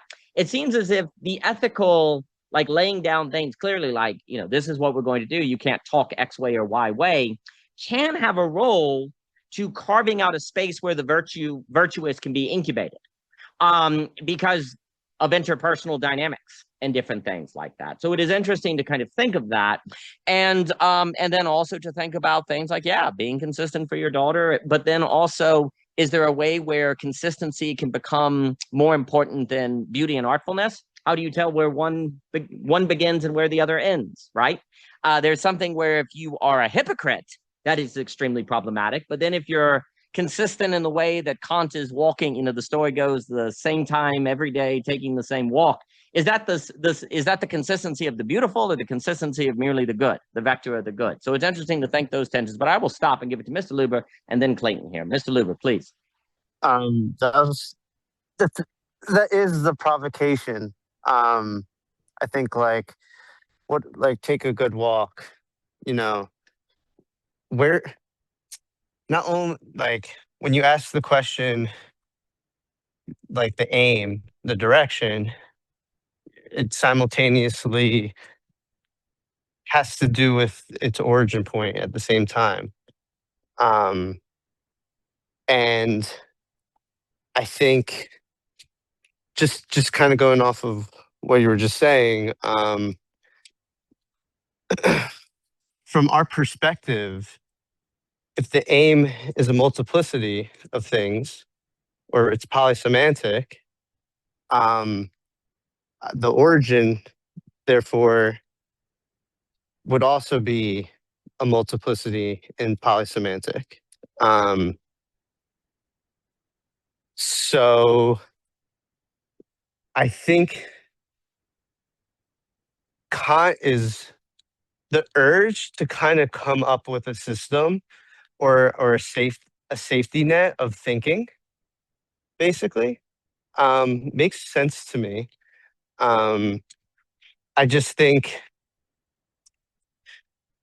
maybe this is just very anecdotally, but it's like, you take Critique of Pure Reason, that's a fat book. You take Groundworks of the Metaphysics of Morals, that's a skinny little book, tiny little book. I'm not saying to judge a book by how long it is, I am, I guess, saying that in a way, but like I don't think it's like a universal rule. But like to me, it's like he clearly, in my opinion, was either like lazy or just like didn't find it as important or didn't need as much elaboration as the other critiques, you know? Like there's a reason why it's, you know, so short. That's all I'm getting at there. And the point is just if you take into account the multiplicity polysemantic thing that I just said, I think you can come up with an imperative, like he says. I think you can come up with a categorical imperative, but because it's polysemantic, it has to, like, basically the debate would be like, okay, how do we understand particularity and basically desire, and that is what gives, like, that is the main thing that creates, like, not creates, sorry, but like it gives rise to us understanding why it's polysemantic. Like when we try to account for desire, like that's why it's a multiplicity and it's polysemantic. So like I think the only framing that I can think of that works is just like a story, because it accounts for some particular desire within the story that like manifests to others a debate of what the desire is. Like it's not just saying, oh, I desire to save the people under the floorboard, so I'm not going to lie to the Nazi, right? And like Khan would be like, no, you should tell the truth because you don't know, they could escape, and like you don't know what's going to happen, right? Like that's kind of what he would say. And the point would be that that's under certain framing that only looks at the situation in a binary system of that, this or that. And it's like it's either you're looking at it for your own desire or you're following the duty. And I think that you could put another framing on it where if it's like a storytelling frame, that you could actually derive like multiple binary things. And it's not even like just that binary thing. And that if you kind of put the binary things together, they actually, like, in a certain sense, cancel each other out. Like, so like when you think one binary thing is like the ultimate thing in the storytelling lens, you could bring in other binaries that fit the situation that actually make you feel like the binary that you thought was on a pedestal or like the binary, not really the binary. You know, oh wait, that's actually not, it's a false dichotomy. I feel like you do that all the time, Daniel. So like I just think, okay, if we accept that, right, what now? Like how do we move forward? It's not really just sitting in the negativity at that point. In fact, if you call it just the negativity, that creates a binary.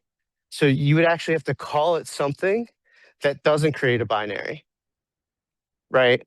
And like a binary in the sense of like a black, white, light, dark. You would have to think of it as like virtue, not virtuous, or not as virtuous, because it's virtue, and then on a spectrum, it would be something like another word to me, like theme on a spectrum, like how thematic something is.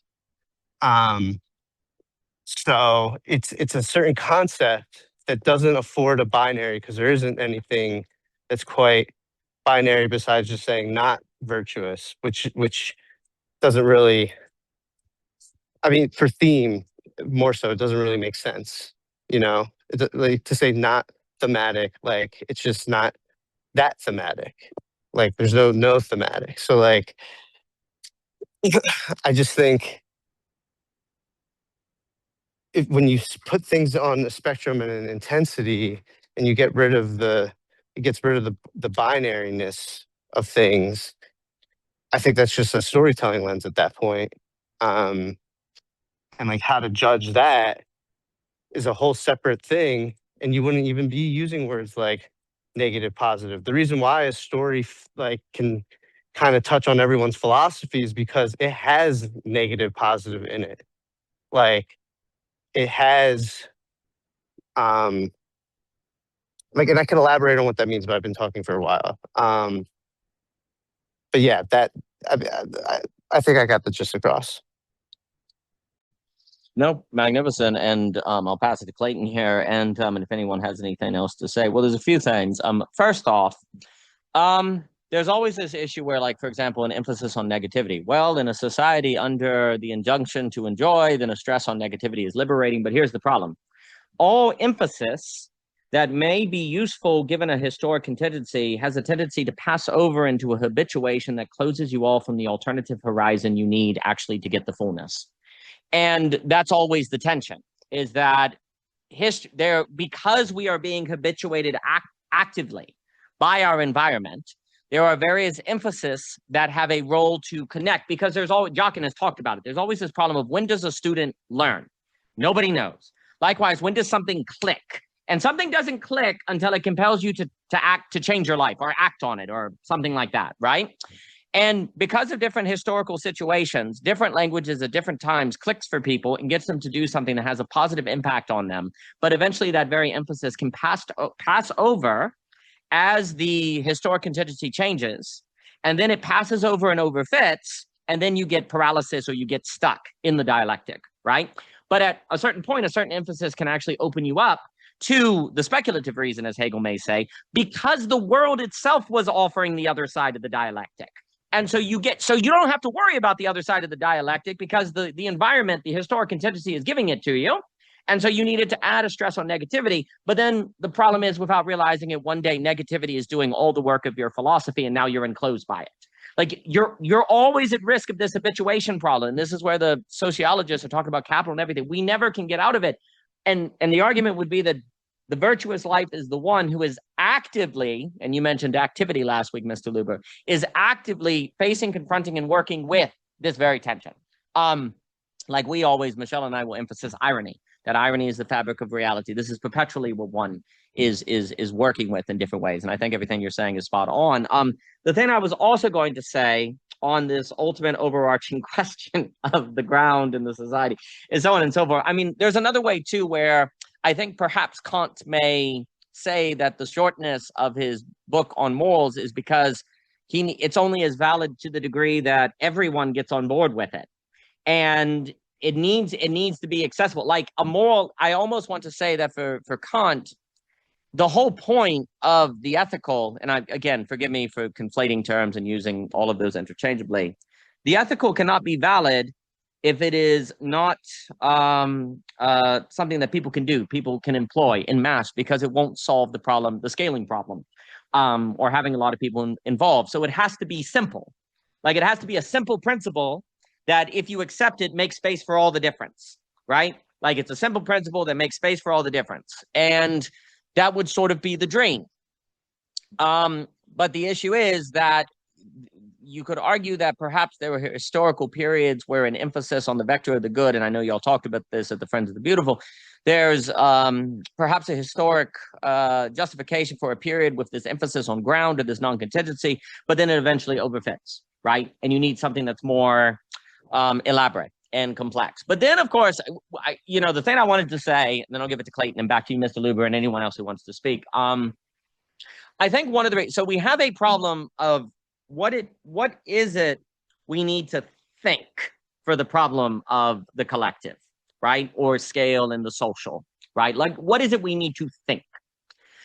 And, I think generally a lot of people will say something like violence, the problem of violence. If you don't have a state, you don't have society is training us not to kill one another, to work communally. And there's this real emphasis on violence, I think, is often will occur. Now, you could counter that and say, well, it's about the supply chain and the market and all of that. But then I think we're conflating market and social and state, and those all can be different. But I'm going to at least say that I think there is often an emphasis on violence. And therefore, the role of the social is to keep us from violence, from being violent to one another. I would like to emphasize, I think one of the reasons we are not thinking this problem on the collective very well is because I think there's truth to that. I actually think the main problem is betrayal. Betrayal is the main thing that the social exists in. And when it gets reduced to violence, then the state replaces the social. And betrayal is almost automatically a good story or has the material of a story, whereas violence does not. Betrayal means you had a relationship that mattered to you and you were hurt by it. The social is lost when we can no longer handle the problem of betrayal and we want to avoid betrayal. And that's when we isolate. And I think betrayal, because there's a way in which I don't really need the social or to think the social to avoid violence. I just get stronger than everyone else and kill them or avoid them or stuff like that. What makes the social breakdown? It's because you really invested in someone or invested in something, and then someone came along and it fell apart or they hurt you.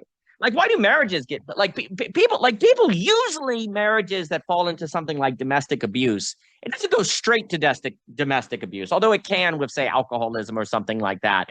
And usually it's like a boiling up of misunderstandings that build and then an explosion. But another factor can be a feeling of betrayal. You're not who I thought you were. You've changed, and then blow up, right? Virtue has something to do with being the kind of subject that can handle the possibility of betrayal. Yeah, that's it, exactly, Mr. Satori. Virtue, I think ethics is about avoiding violence. Virtue is about handling betrayal and putting yourself in places where you can suffer betrayal.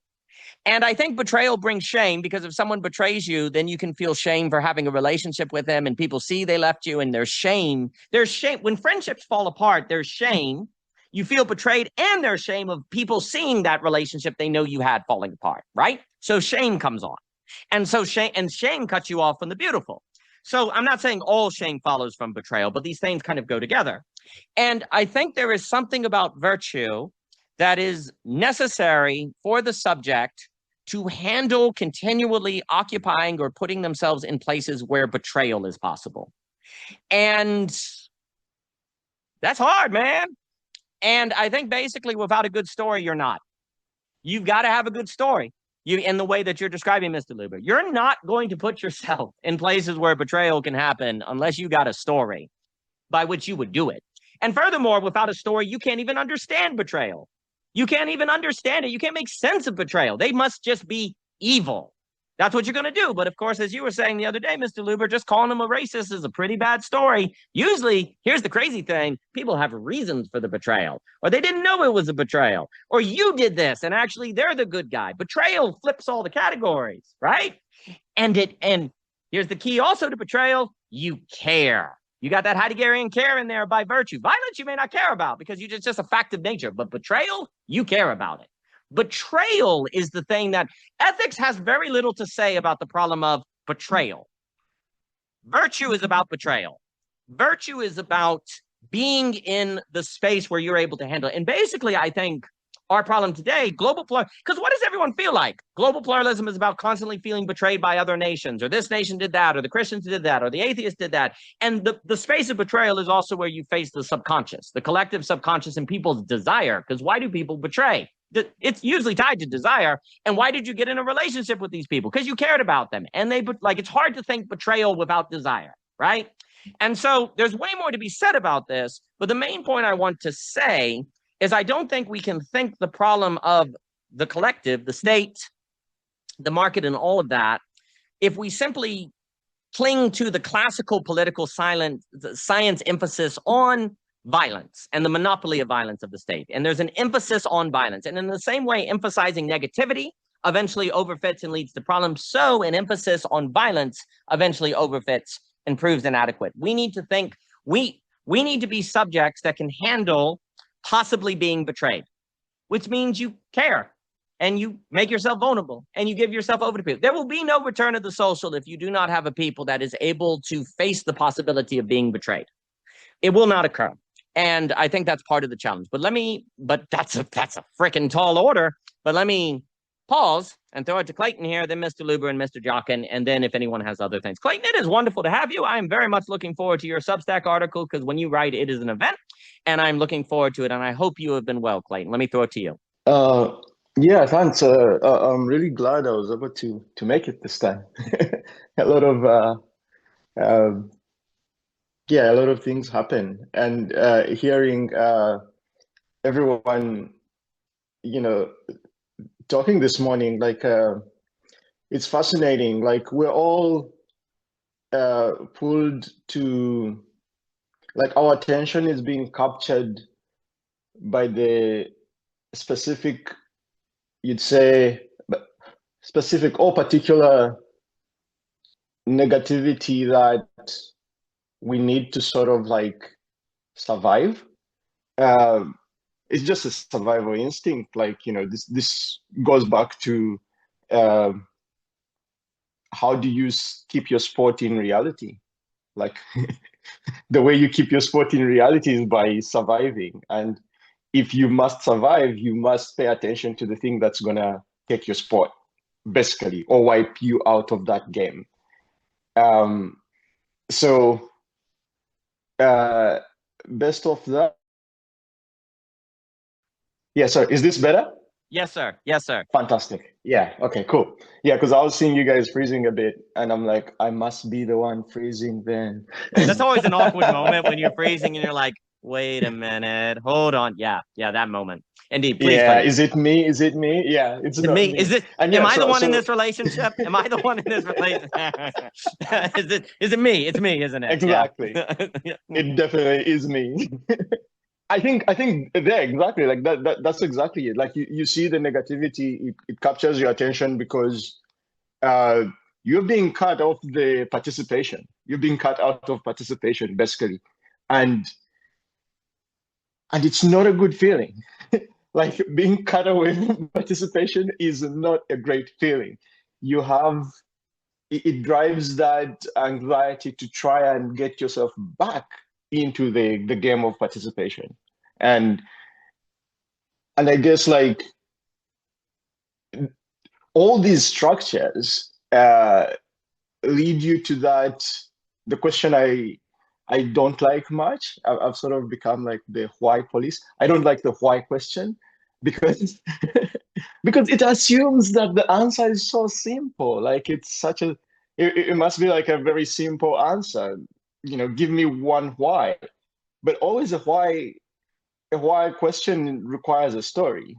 Like, and so if you're asking why, you're really asking what is the story behind this manifestation. And so like we have these fights with Delvin and Serena here about, if you're gonna ask why, you should be ready to give the attention and time required to hear the whole thing. You cannot ask for the small. You can't ask for something that huge and then not give a huge amount of attention to receive it, because it's a very big thing you're asking about. And so be sure about what you want to know with your why, because then you should be ready to receive the whole download of the whole thing. And I think like part of the problem with all of this is we happen to be at an intersection of realms. It's like I say it that way because that's what language allows, but it's a bit more sophisticated than that. Because look, we as an entity, even me standing here, I'm just a representation of the subsystems that have allowed me to be an entity.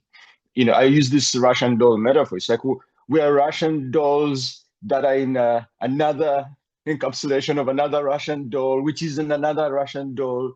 And that is always pushing us to sort of locate the level, like, which Russian doll am I in at this moment? It's like I'm in the net Russian doll, so I need to I need to contain myself to that and speak in a way that I don't disrupt this Russian doll or break it, while maintaining this Russian doll, while maintaining this Russian doll of this kitchen, while maintaining the other Russian doll of the people sleeping just in the other rooms. So I have to maintain all of those. And what that causes you is like the best structure for you to maintain all these realms and maintain the harmony amongst all those realms, because they are all real and they're all happening. And if something breaks in one of them, it impacts all the others, is a story. Like the best structure that has come up is a story so far. Like there has not been another structure that can maintain the multiple reality at the multiple levels all at once in the same place and the other places. So it's quite complex in that way. But of course, it's so simple to sort of like zero in on a particular, a particular level, a particular realm, and be there for a moment and critique it or maybe adjust to it, while discarding, like let's pause all the other realms and just focus on this one for a moment. It's so easy to process that. But at the same time, we have to go back and accept that whatever we conclude in this momentary pause is insufficient. Like we still have to solve the other problems. And why I'm saying this, it's like Mr. Satori's share of the pseudonyms, like it deeply resonates with me, because like for many years I didn't write anything because of that. Like it's too personal. It's like, I don't know, like how do I even say it, right? Like okay, maybe I need to protect all these realms, so I'll try that. And so let's use a pseudonym approach.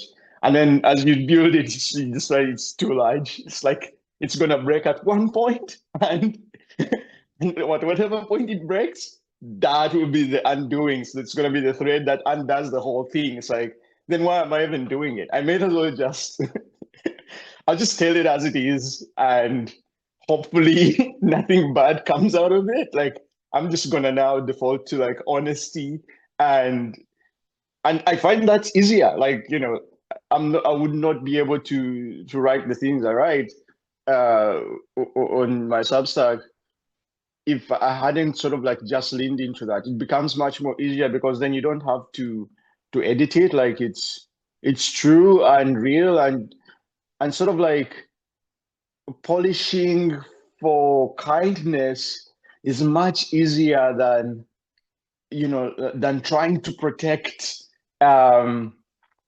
what could be misinterpreted. So in a way, I think like it's a very big problem to solve, and I don't think it can even be solved. So it's sort of you just get pushed into developing a mode of owning that story and telling it. Otherwise, the other stories will own you, and they will tell your part in them, and that's it. It's like those are your options. It's like a story is gonna be told, whether you're telling your version of it, or it's a version of yours is being told about you. That's where the difference is. But the story is gonna be told, and it is already being told through you and your participation and your expression. It's all a story. And I think trying to sort of like accept that and work with this story and be sort of like mindful of the other several realms involved sort of helps you to understand the story that you're participating in. I feel that sort of like is what has happened for me, and sort of like it gives you a reference point. It gives you the thread of how that story is evolving, like the theme of what's going on, and then that sort of like can be helpful in terms of like when you have to do with the next conflict and the next turn, and you have a bit of a reference, like you have some rear view mirrors of like, oh, I think like like 2 steps back, like we had to solve this problem, And so maybe let's not repeat that over here. Yeah, so all that to say, yeah, let's own our stories. Like, I think there's no harm in that. Thanks. Let's go. Let's own our stories. Yeah. Let's go. Yeah. No. And look, fantastic. And so is all of that, I would argue, is a virtuous decision, right? To not be behind the pseudonyms. But what if I said to you, no, Clayton, that's just your individual preference. It's just an individual preference that you decided not to do a pseudonym, right? You would be like most, and that's what we've done. Like without the category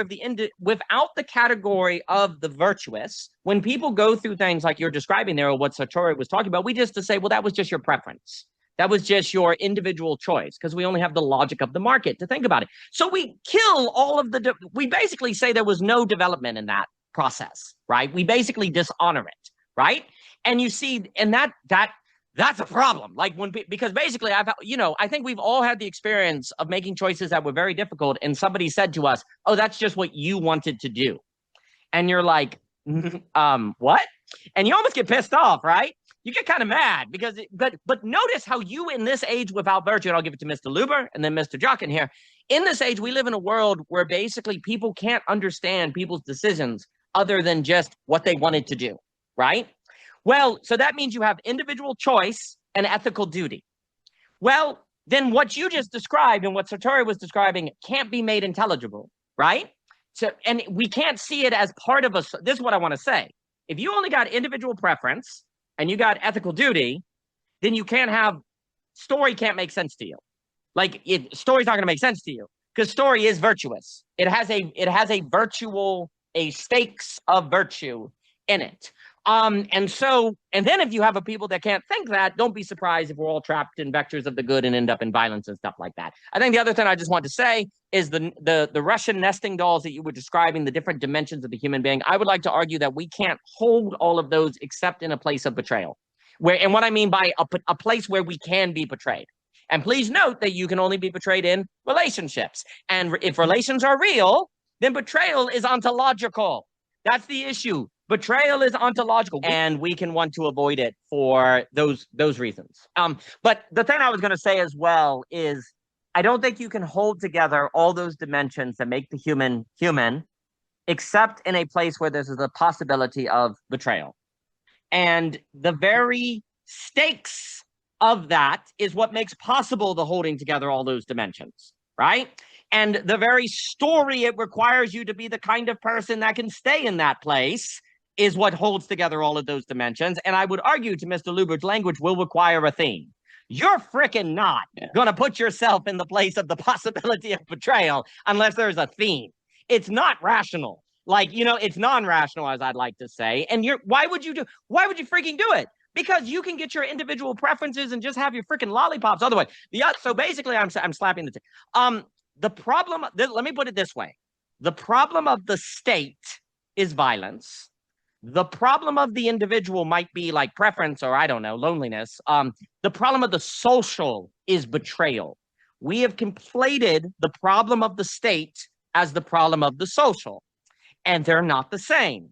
The problem of the state is violence. The problem of the social is betrayal. If you do not have people that can handle the tension of possibly being betrayed, there will be no social. And if our entire world now depends on a regaining of the social in the middle, so we're not, effaced before our AI calls, so we're made fungible and all that different stuff, it is going to require people to be able to handle the tension of being vulnerable in places of betrayal. And that they will only do that if they have a freaking story. And then and then I'll stop and I'll throw it to Luber and Mr. Jockin and then anyone who has final things. I'm supposed to cook hamburgers. We'll see if I succeed. But this is why the consent ethics is a major problem. Okay? Because you say ethics should be based on consent. That's basically the world. That's basically if people consent, it's not wrong. Here's the problem.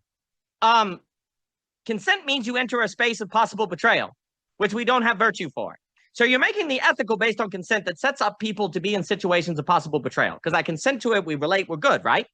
So you're saying all you need to worry about is consent. Then it's good and you don't have to worry about it, right? But consent means you're putting yourself in places of possible betrayal, and we're saying you don't need virtue.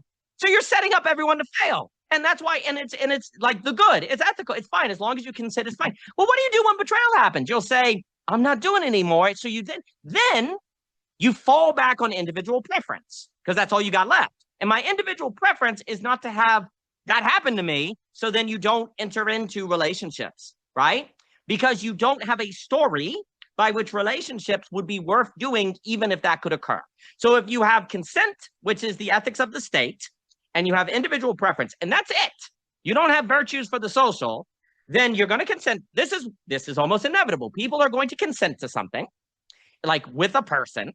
And I'm not just saying sex, it could be anything, but of course, sex is a major part of it. So they're going to consent, which means they're going to put themselves in a place of possible betrayal without thinking the problem of betrayal and the virtue needed by which that doesn't turn up into a disaster, right? They're not going to develop those capacities of, say, talking with difference, handling difference, the shock of the real. So they're going to consent themselves into a space where betrayal can show up. Betrayal does show up because it's almost like inevitable just because of how people misunderstand each other. Betrayal happens not just because people intend to betray. It's because they misunderstand one another. They don't have the terms. They bump into each other, good intentions, all that crap. So then all they then have is individual preference. Well, my individual preference is not to get betrayed. Therefore, I isolate. Therefore, hikimorism. Consent is not enough to maintain people in relationships necessary for the social because they face the tension of betrayal. That's gonna freaking require virtue ethics, which we can't think because we're too busy at college doing thought experiments about animal rights and trolley problems. And we wonder why people are not doing so hot out there. But let me give it to Mr. Luber and then Mr. Jock and Mr. Luber, please. My God. I mean, I'm just overwhelmed with thoughts. Like I'm getting thoughts about the story I'm writing. I'm getting thoughts about the philosophy here. I'm getting thoughts on this is okay. So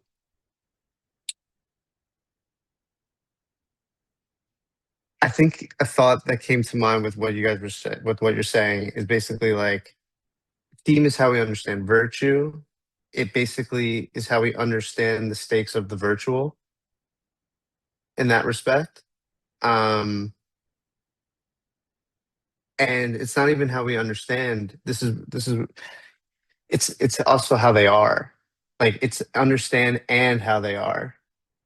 And that's the tension, right? That there are stakes because that's where this is where it gets interesting. There are stakes, but they can only be understood. We can't actually know them as they are. And basically, because of that, doing a possibility of betrayal or understanding the story, for example, in terms of the stakes, being there, like actually there, is easier to demarcate when it's on the negative side. That I think that is. I think that's why I was saying like Kant's kind of lazy, because it's like it's on the easier side in that sense. But the thing is that there's stakes. So you have this other side, but this other side you can't understand until the story's over. And that's why it's so hard. When you're in the story and your story is still in a state of becoming, but the other side of the stakes is when it's over, literally. So like you yourself in that state of becoming could never know the other side of the stakes. You'll never know the other side of the stakes for real. But you know they're there because you can actually have, in this modern traditional sense, a scientific or epistemological way of knowing that there are stakes, because you can go to the negativity. That's what I think the whole unconscious move was doing, essentially. So it's the issue that everyone has is not like there's only one story or you're living one story. I think it's actually the question that everyone struggles with is, I don't know what story is being told. Like, I think that's really what it is. I think it's really because we can't know the other side of the stakes, it's always going to be a question of the ontological status of everything. That's really, so it's like, that's the that's the noumena, if you will. Like, it's like but it's a noumena in like a different framing than how Kant would be using noumena. Like the difference is in the story, because we're both being told, and it's being told actively, like we're active characters in whatever story. It is negative and positive, ironically, at the same time. The problem, though, is ironic how? I know it's ironic because of the negativity, but again, it's the other side of things. You can't actually know the how until the story is over. This is where it gets interesting here to me. That this is beauty. This is where beauty comes in, and this is why I think it's such an interesting concept. Or at least the way like you and Jockin have really made me see it. Like beauty if beauty's involved, it creates the causer. I think it literally creates the causer. And that just means that there's virtue at play. So if you're in a story where there isn't virtue at play, there's no causer. If there's virtue at play, there's a causer. I think that's a really simple way of looking at it. So in that sense, you can't really know how that it's actually beautiful until you're dead. And like you can't know it. That's also the irony. But here's the catch. That beauty strikes throughout your life, insofar as when you die, it gives glimpses of the beautiful for other people.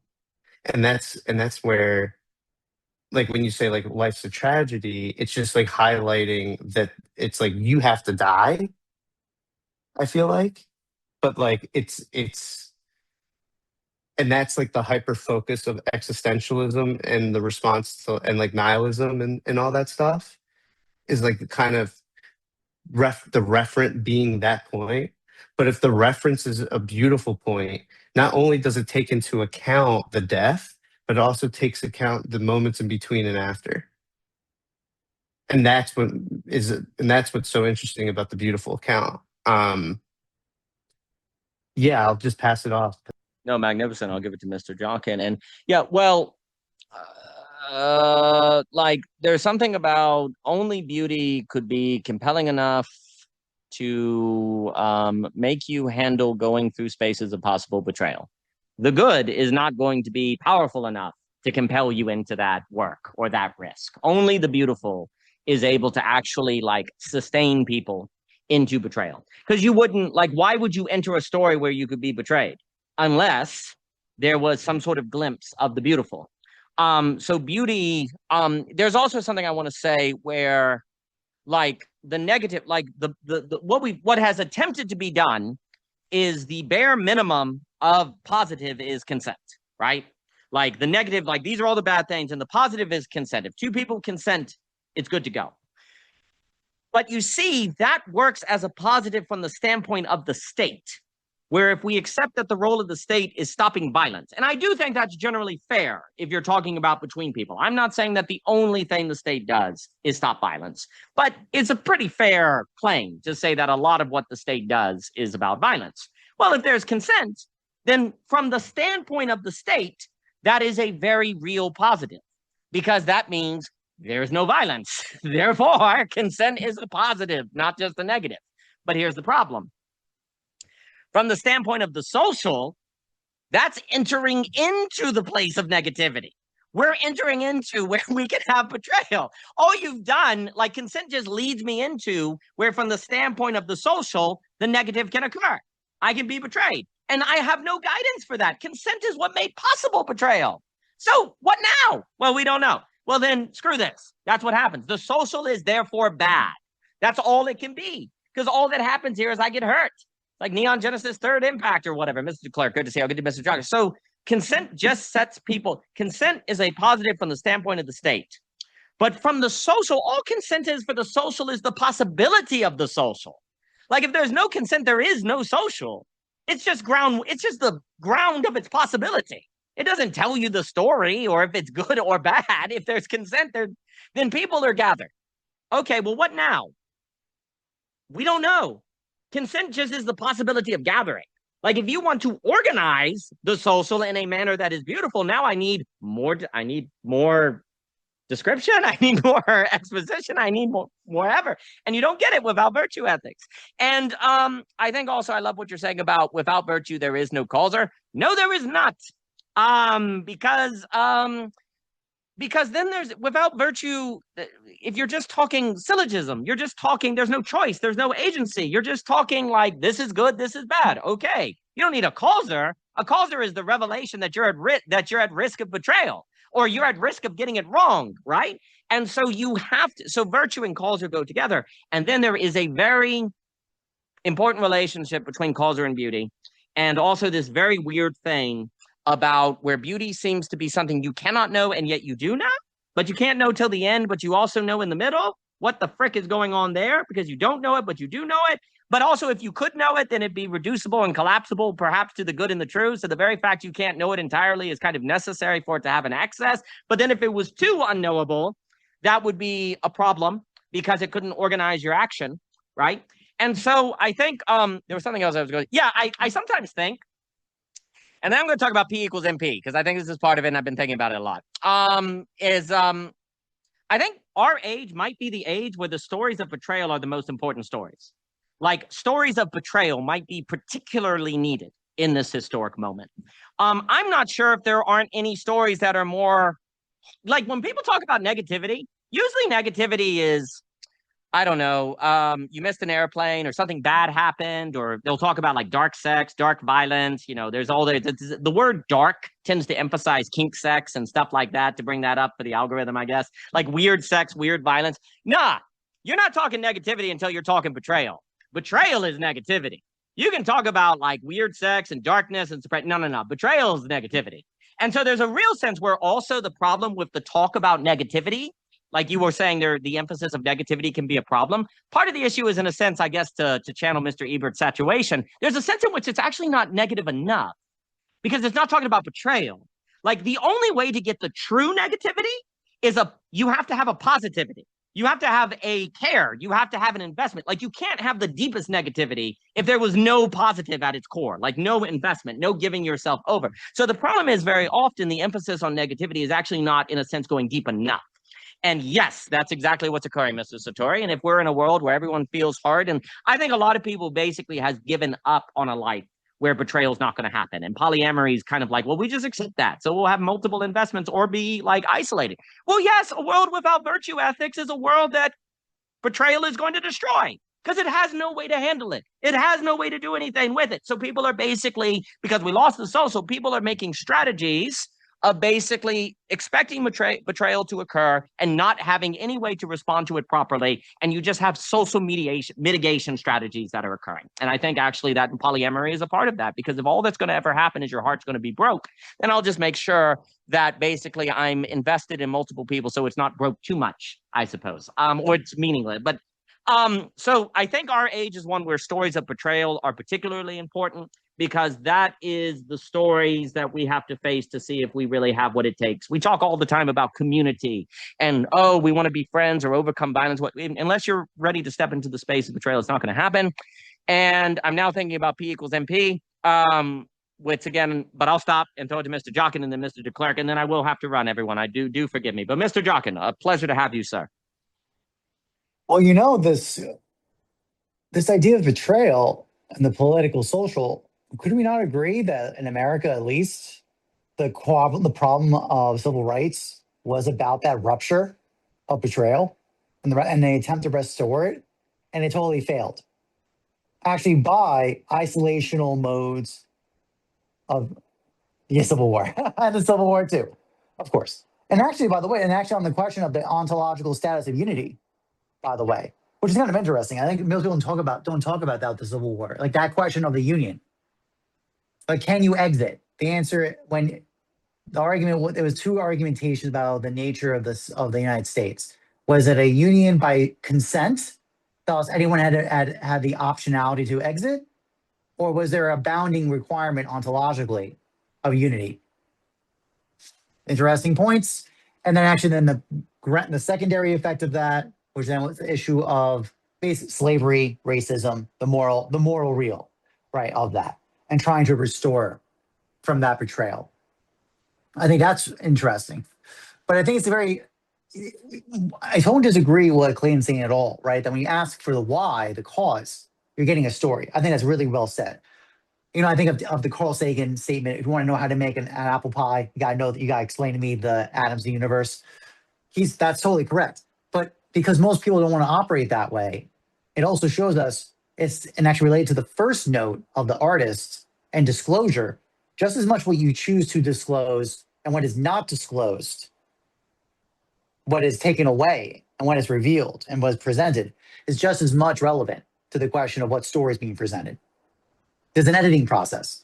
There's an editing choice. There's a disclosure. Basically, full transparency denies the reality of the moral, right? The reality of what we're talking about here. And the act of the artist is self-disclosure, right? That choice of disclosure. I think that says something right there very importantly. I'm just kind of riffing on these points. So the choice of what's not said, but that's the whole point though, is that I'm really back to the social betrayal aspect. We don't want to be betrayed because we pick out the sides of the story where we're hurt. And we're saying, I'd rather have the inadequacies of a known good than have my possibility of the beautiful. Because that's kind of the whole gist of all this. I'd rather have and that's the thing, it's the certainty. I'd rather have a dispositional state of certainty where I know what I'm going to get transactionally, what I can take.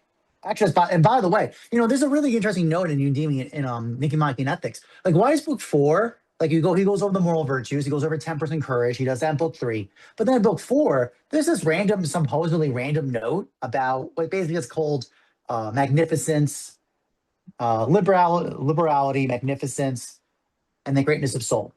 It's kind of random. It's kind of like thrown in there. It's like, what's going on here? I think a really important detail about that is, and this is actually a big note, I think and actually that relates to this tension people have of polyamory or the moral criminality of the United States, where it inherently is evil. And that's the end of the discussion. So thus any kind of recourse to try to restore the recovery of the betrayal is impossible because of the moral evil of the origin. They're taking the position of taking. No, and in terms of taking versus receiving. Excuse me, instead of giving. I think that's actually really important. What I'm saying here is that what gets translated as liberality, which also means freedom. Like the word freedom in Greek is used. Aristotle's using a very compressed meaning, and scholarship does translate it to mean money giving. Like it's almost unfair how compressing that is. And it's certainly Aristotle's fault. Aristotle is compressing it really aggressively. But at the same time, what it's ultimately saying is liberality is the virtue related to bequeathing for the sake of the beautiful. It can be monetary, and money is just an abstractional state of capacity. Like it's this exchange of goods, exchange of capacity. That's what ultimately is being done with money. So when Aristotle is pointing to the well use of money, it means the well use of resources or expenditures. And then that includes works in general. It doesn't necessarily have to be just compressed to abstractional exchange of money. Was called basically mega or greatness of liberality, magnificence is on a larger scale, the same idea. So, and then greatness of soul is the completion of that or totality of it when it comes to honor. That's the chain of logic Aristotle's presenting. But I think a big part one forgets, see the whole point of like, well, what if I fall in love with someone and they betray me? This sets up the relationship as what I'm receiving, which Aristotle notes, by you taking, you don't have justice nor liberality. Which Aristotle's note is that by not taking, you are just. By bequeathing, you are liberal. I think that's actually really important. So what I'm saying here is that It's not about the betrayal that happens to you. It's what you're bequeathing to the relationship. Everyone has a reverse order. It's about basically they're in positions of pathos. They're in positions of pathos and pashtem, basically, that being acted upon. It's a reactive position. And the political state, the modern society, is based on that assumption that the state will tell you what to do and what to be, and you are just to passively receive it. Which is actually, that's one mode of political state in the citizen that's possible.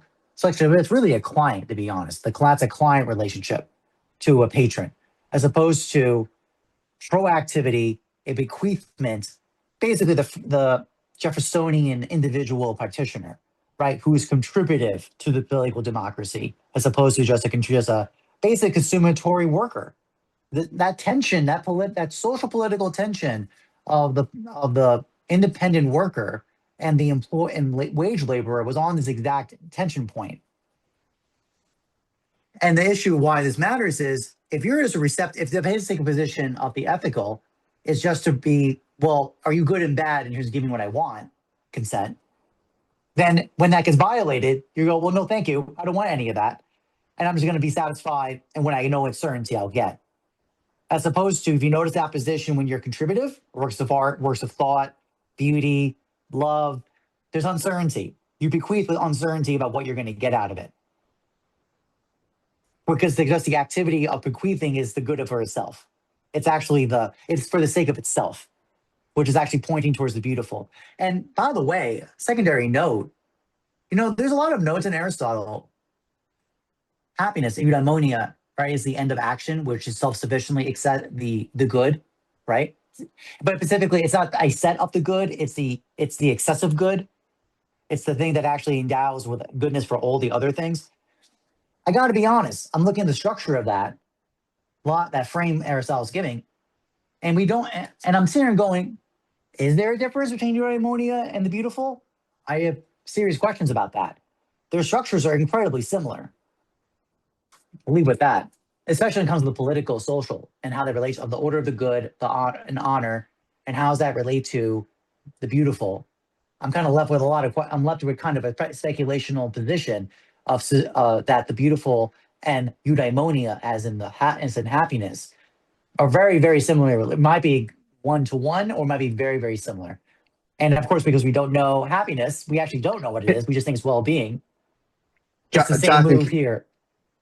Let me ask you something. Because eudaimonia takes place in existence, right? Strictly. I think beauty, the difference would be beauty, it jumps. Like, it's like you die, like you're not existing anymore, but yet that non-existence, whatever, right? That dimension of things is part of the beautiful. And then in reality, in existence, when you're dead, glimpses come out for other people to see. So in that sense, it's like and those glimpses are eudaimonia, like are part of eudaimonia. Yeah.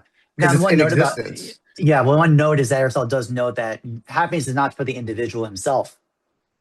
Like he has a relationship to his friends, and to his ancestors and those after him. Now the line Aristotle uses is ambiguous. He doesn't know where it goes, and he's very quick about it. But yes, you're right, Luber, on those points. So it's like theology basically is like, it's like eudaimonia has nothing to do with theology, essentially, where beauty has something to do with theology, would something like that. I don't know. It has something to do with memory. Is that now a definition of what memory is? So that's the connection point between the beautiful and happiness is memory. Remembrance of the friends, remembrance of the beloved, remembrance of your past, remembrance of the future, and the recalling of the future into the present. So I would actually say, just talking out loud, Luber, with this point, doesn't it draw out memories as a connection point between eudaimonia and the beautiful? Yeah, that definitely. I do. So there's, Mr. Deklerk, I'll give it to you, and then run. I'm so sorry. I do question. There is seemingly something about memory being evidence there was a story. If there is no memory, there was no story. Furthermore, as some other quick points, I do wonder if stories of betrayal are the ones where it is easiest to see that story and philosophy are married. And if we are in an age that doesn't believe that, we may need stories of betrayal and actually then working through those stories. And of course, betrayal occurs in many religious stories and et cetera, so forth. There is something about the betrayal in its complete horror that seems to be an opening to the beautiful. I also do question the possibility of someone going through betrayal and staying open to people without theme. Like, how would you do it? Fourth, the American Civil War. What is very interesting about America is I actually do think the American Civil War uniquely frames the social as a matter of betrayal, but we went with a theory of union that basically eclipsed the problem by giving a primacy to the state as the social, which means we've actually not done the work of thinking the social as requiring facing betrayal.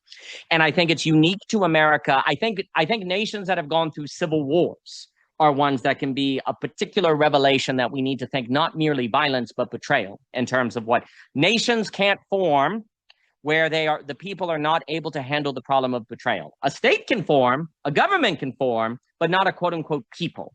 And America could be uniquely useful for this because of the Constitution of which makes 10th Amendment makes right for it tried to do something with states to help incubate a diversity of the social that ultimately then unveiled the feeling of betrayal that merely saying consent. Does consent deal with the problem of slavery? Like consent because slaves are not fully human, right? So that was always the argument. Well, then consent can't help you with ontological categorization. Ontological categorization is not going, the problem of ontological categorization to decide who the ethical applies to and who it doesn't cannot be dealt with by consent because consent as ethics assumes an ontological categorization. And that's what leads to all the freaking racism, xenophobia, and all that other nonsense of banality of evil. The other thing is there is something about, and I was saying in the chat, and then I'll give it to Michael on the PMP. There's something about philosophy's hunger for certainty, which is I don't want to be betrayed again. Like the hunger for certainty, we often say it's because we don't want to be deceived. And of course, that's true. But I think basically the number one thing we don't want subconsciously is we don't want to be betrayed. Downstream from that is we don't want to be deceived. Downstream from that is we don't want to be wrong. And philosophy gets focused on the problems of wrong and deception. But actually, for the personal life, it's the problem of betrayal. And like being wrong and being deceived, why are those problems? Like, why do you care if you're wrong? Why do you care? Why do you care if you're deceived? It's because you don't want to be betrayed. You don't want to be hurt. You don't want to lose status in a social environment. I was wrong and my friends laughed at me. Why do you feel bad in that situation? It's because you feel betrayed. There's a feeling of betrayal when your friends laugh at you for being wrong. Maybe you still go get lunch, but there's a tinge of the emotion of these people are my friends and laughing at me. I don't like that. It's on the gradient of betrayal. It's a small example of it, but it's on the way to that. And so we want to make sure we're never wrong because we never want to be betrayed. A lot of the stuff with with the big other, the master signifier, all of those is, oh, here I won't be betrayed. Here I won't have to worry about people I care about turning on us. If we just follow the big other, if we follow the script, then we won't be hurt. But precisely that leads to the inability to form a story. And if you can't form a story, you can't have the beautiful. And obviously, I think those go together that Mr. Jockin was talking about with beauty and Eunoia, the word I cannot say. And I think it gets tied into the relationship of the P equals MP stuff to use it analogically. But let me give it to Mr. Deklerk. Mr. Deklerk, please. Yeah, I think this is all really great. I think what you brought up, Daniel, about the Civil War, basically almost using the statehood and the idea of a perfect union or a more perfect union as almost a way to short circuit the problem and like sidestep the real problem of like working through the like ontological, existential, psychological differences between the slave states and the union. I think is really apt. And just like where my brain goes is like, how does this map on to the more microsystems of society?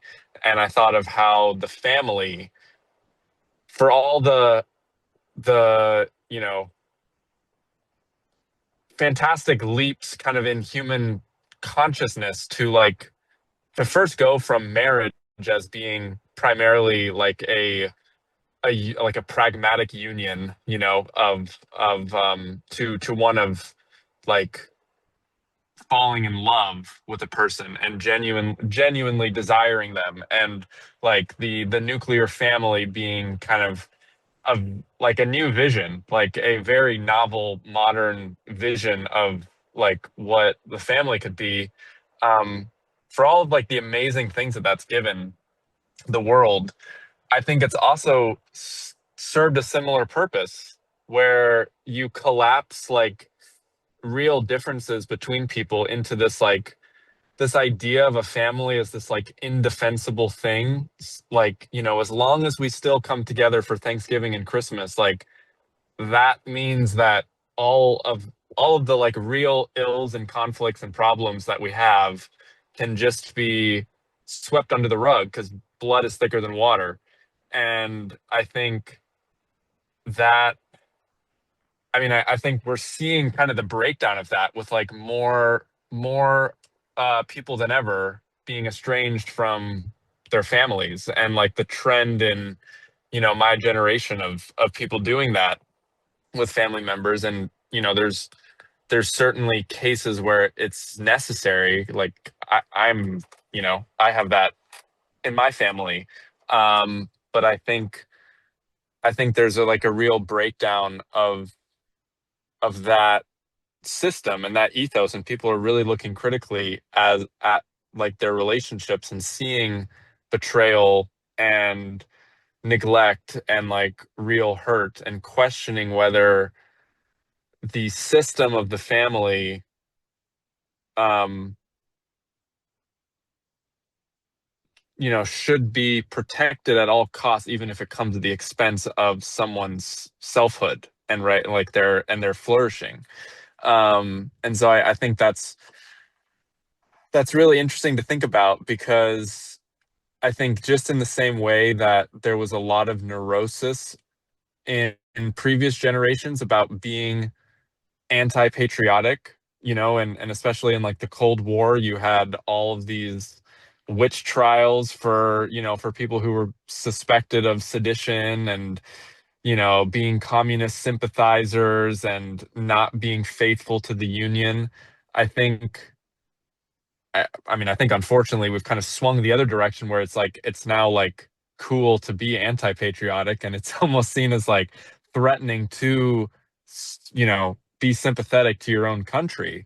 I think this generation's like version of that is um, really fighting the negativity within families, within marriages, within like peer groups, and um, working through betrayal and figuring out whether reconciliation and forgiveness is the right way to go, or if it's more prudent to, you know, to step away and to you know, to stand on one's 2 feet. But then you bring in, okay, like, am I doing that for the quote unquote good? Am I doing that because this person did something immoral that I don't believe in? um, which can get into problematic territory of like, you know, judgment, like, uh, yeah, moralizing, all of that. But then if you don't have any of that, then you kind of, you know, maybe operate with a problematic version of the opposite, which is like, oh, well, like any relationship can be rectified, and I'll like put up with a lot of abuse just to like, you know, stay open to that possibility. So there's all sorts of, yeah, there's just all sorts of like psychological dynamics that brings in. And I think it's just interesting to think about how what you see at a macro level is present in all the micro levels, and those micro levels like exponentially multiplied over a whole nation is what creates that idea of the more perfect union, exactly. And so that's why I think like what happens over the next generation with how people approach these like familial estrangements and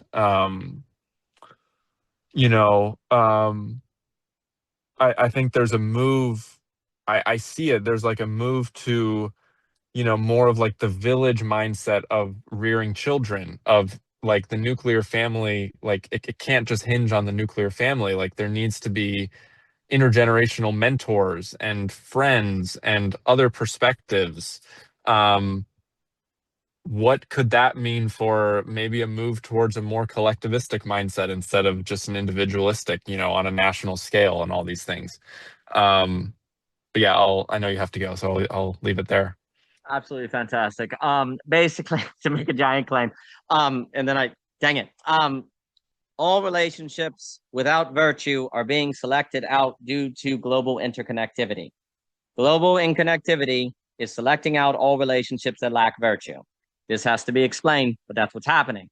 Furthermore, that is a brilliant connection between the union strategy and basically blood is thicker than water, right? That's exactly right. There's an ontological reality that overcomes all difference. Seems like a great move. Problem is your ontology is based on basically truth. Like the truth is blood is thicker than water. Well, is it beautiful? No, it's just you're trying to use an assertion of a truth. It's ontology as an assertion of a truth that's trying to do the work that only the beautiful can.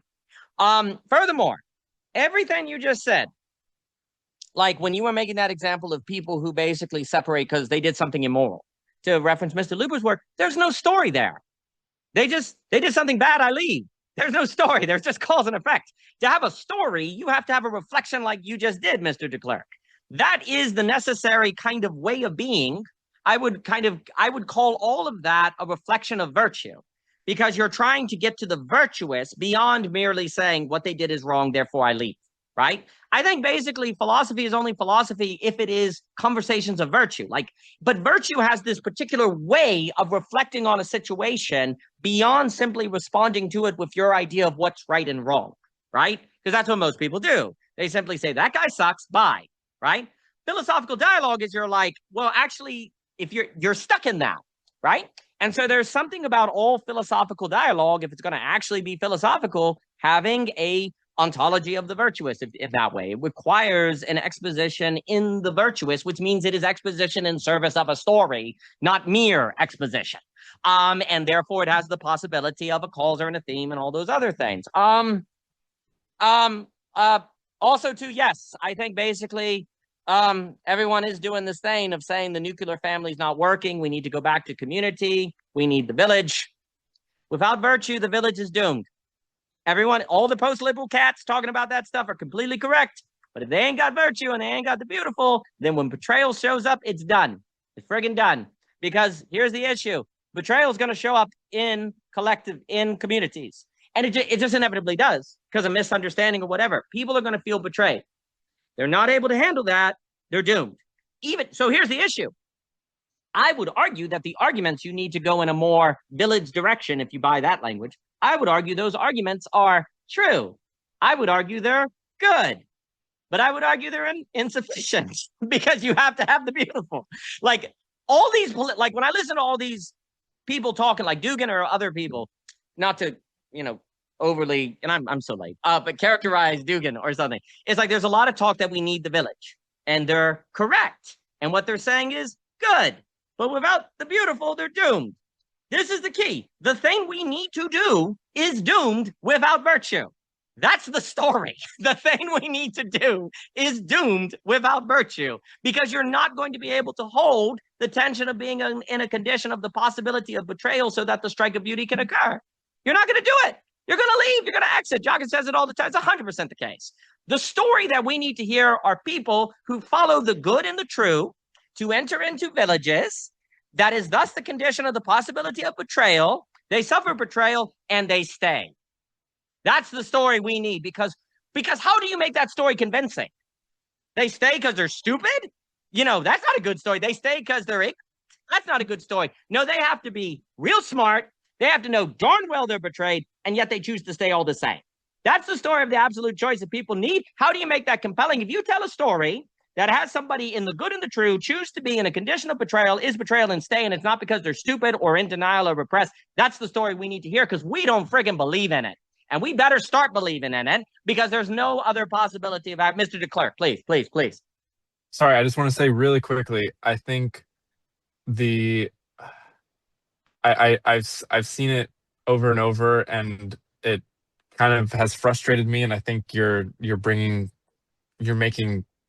me realize why. Like, I think when Christians talk about Eden and trying to bring Eden down to earth, and it's almost used as like a way to, it's like a hopeful vision that there's, you know, the grass is literally going to be greener. There's going to be a more perfect Eden around the corner. And as soon as betrayal happens or something doesn't go to plan, I'm following God away from here. Like, God doesn't dwell where there is sin.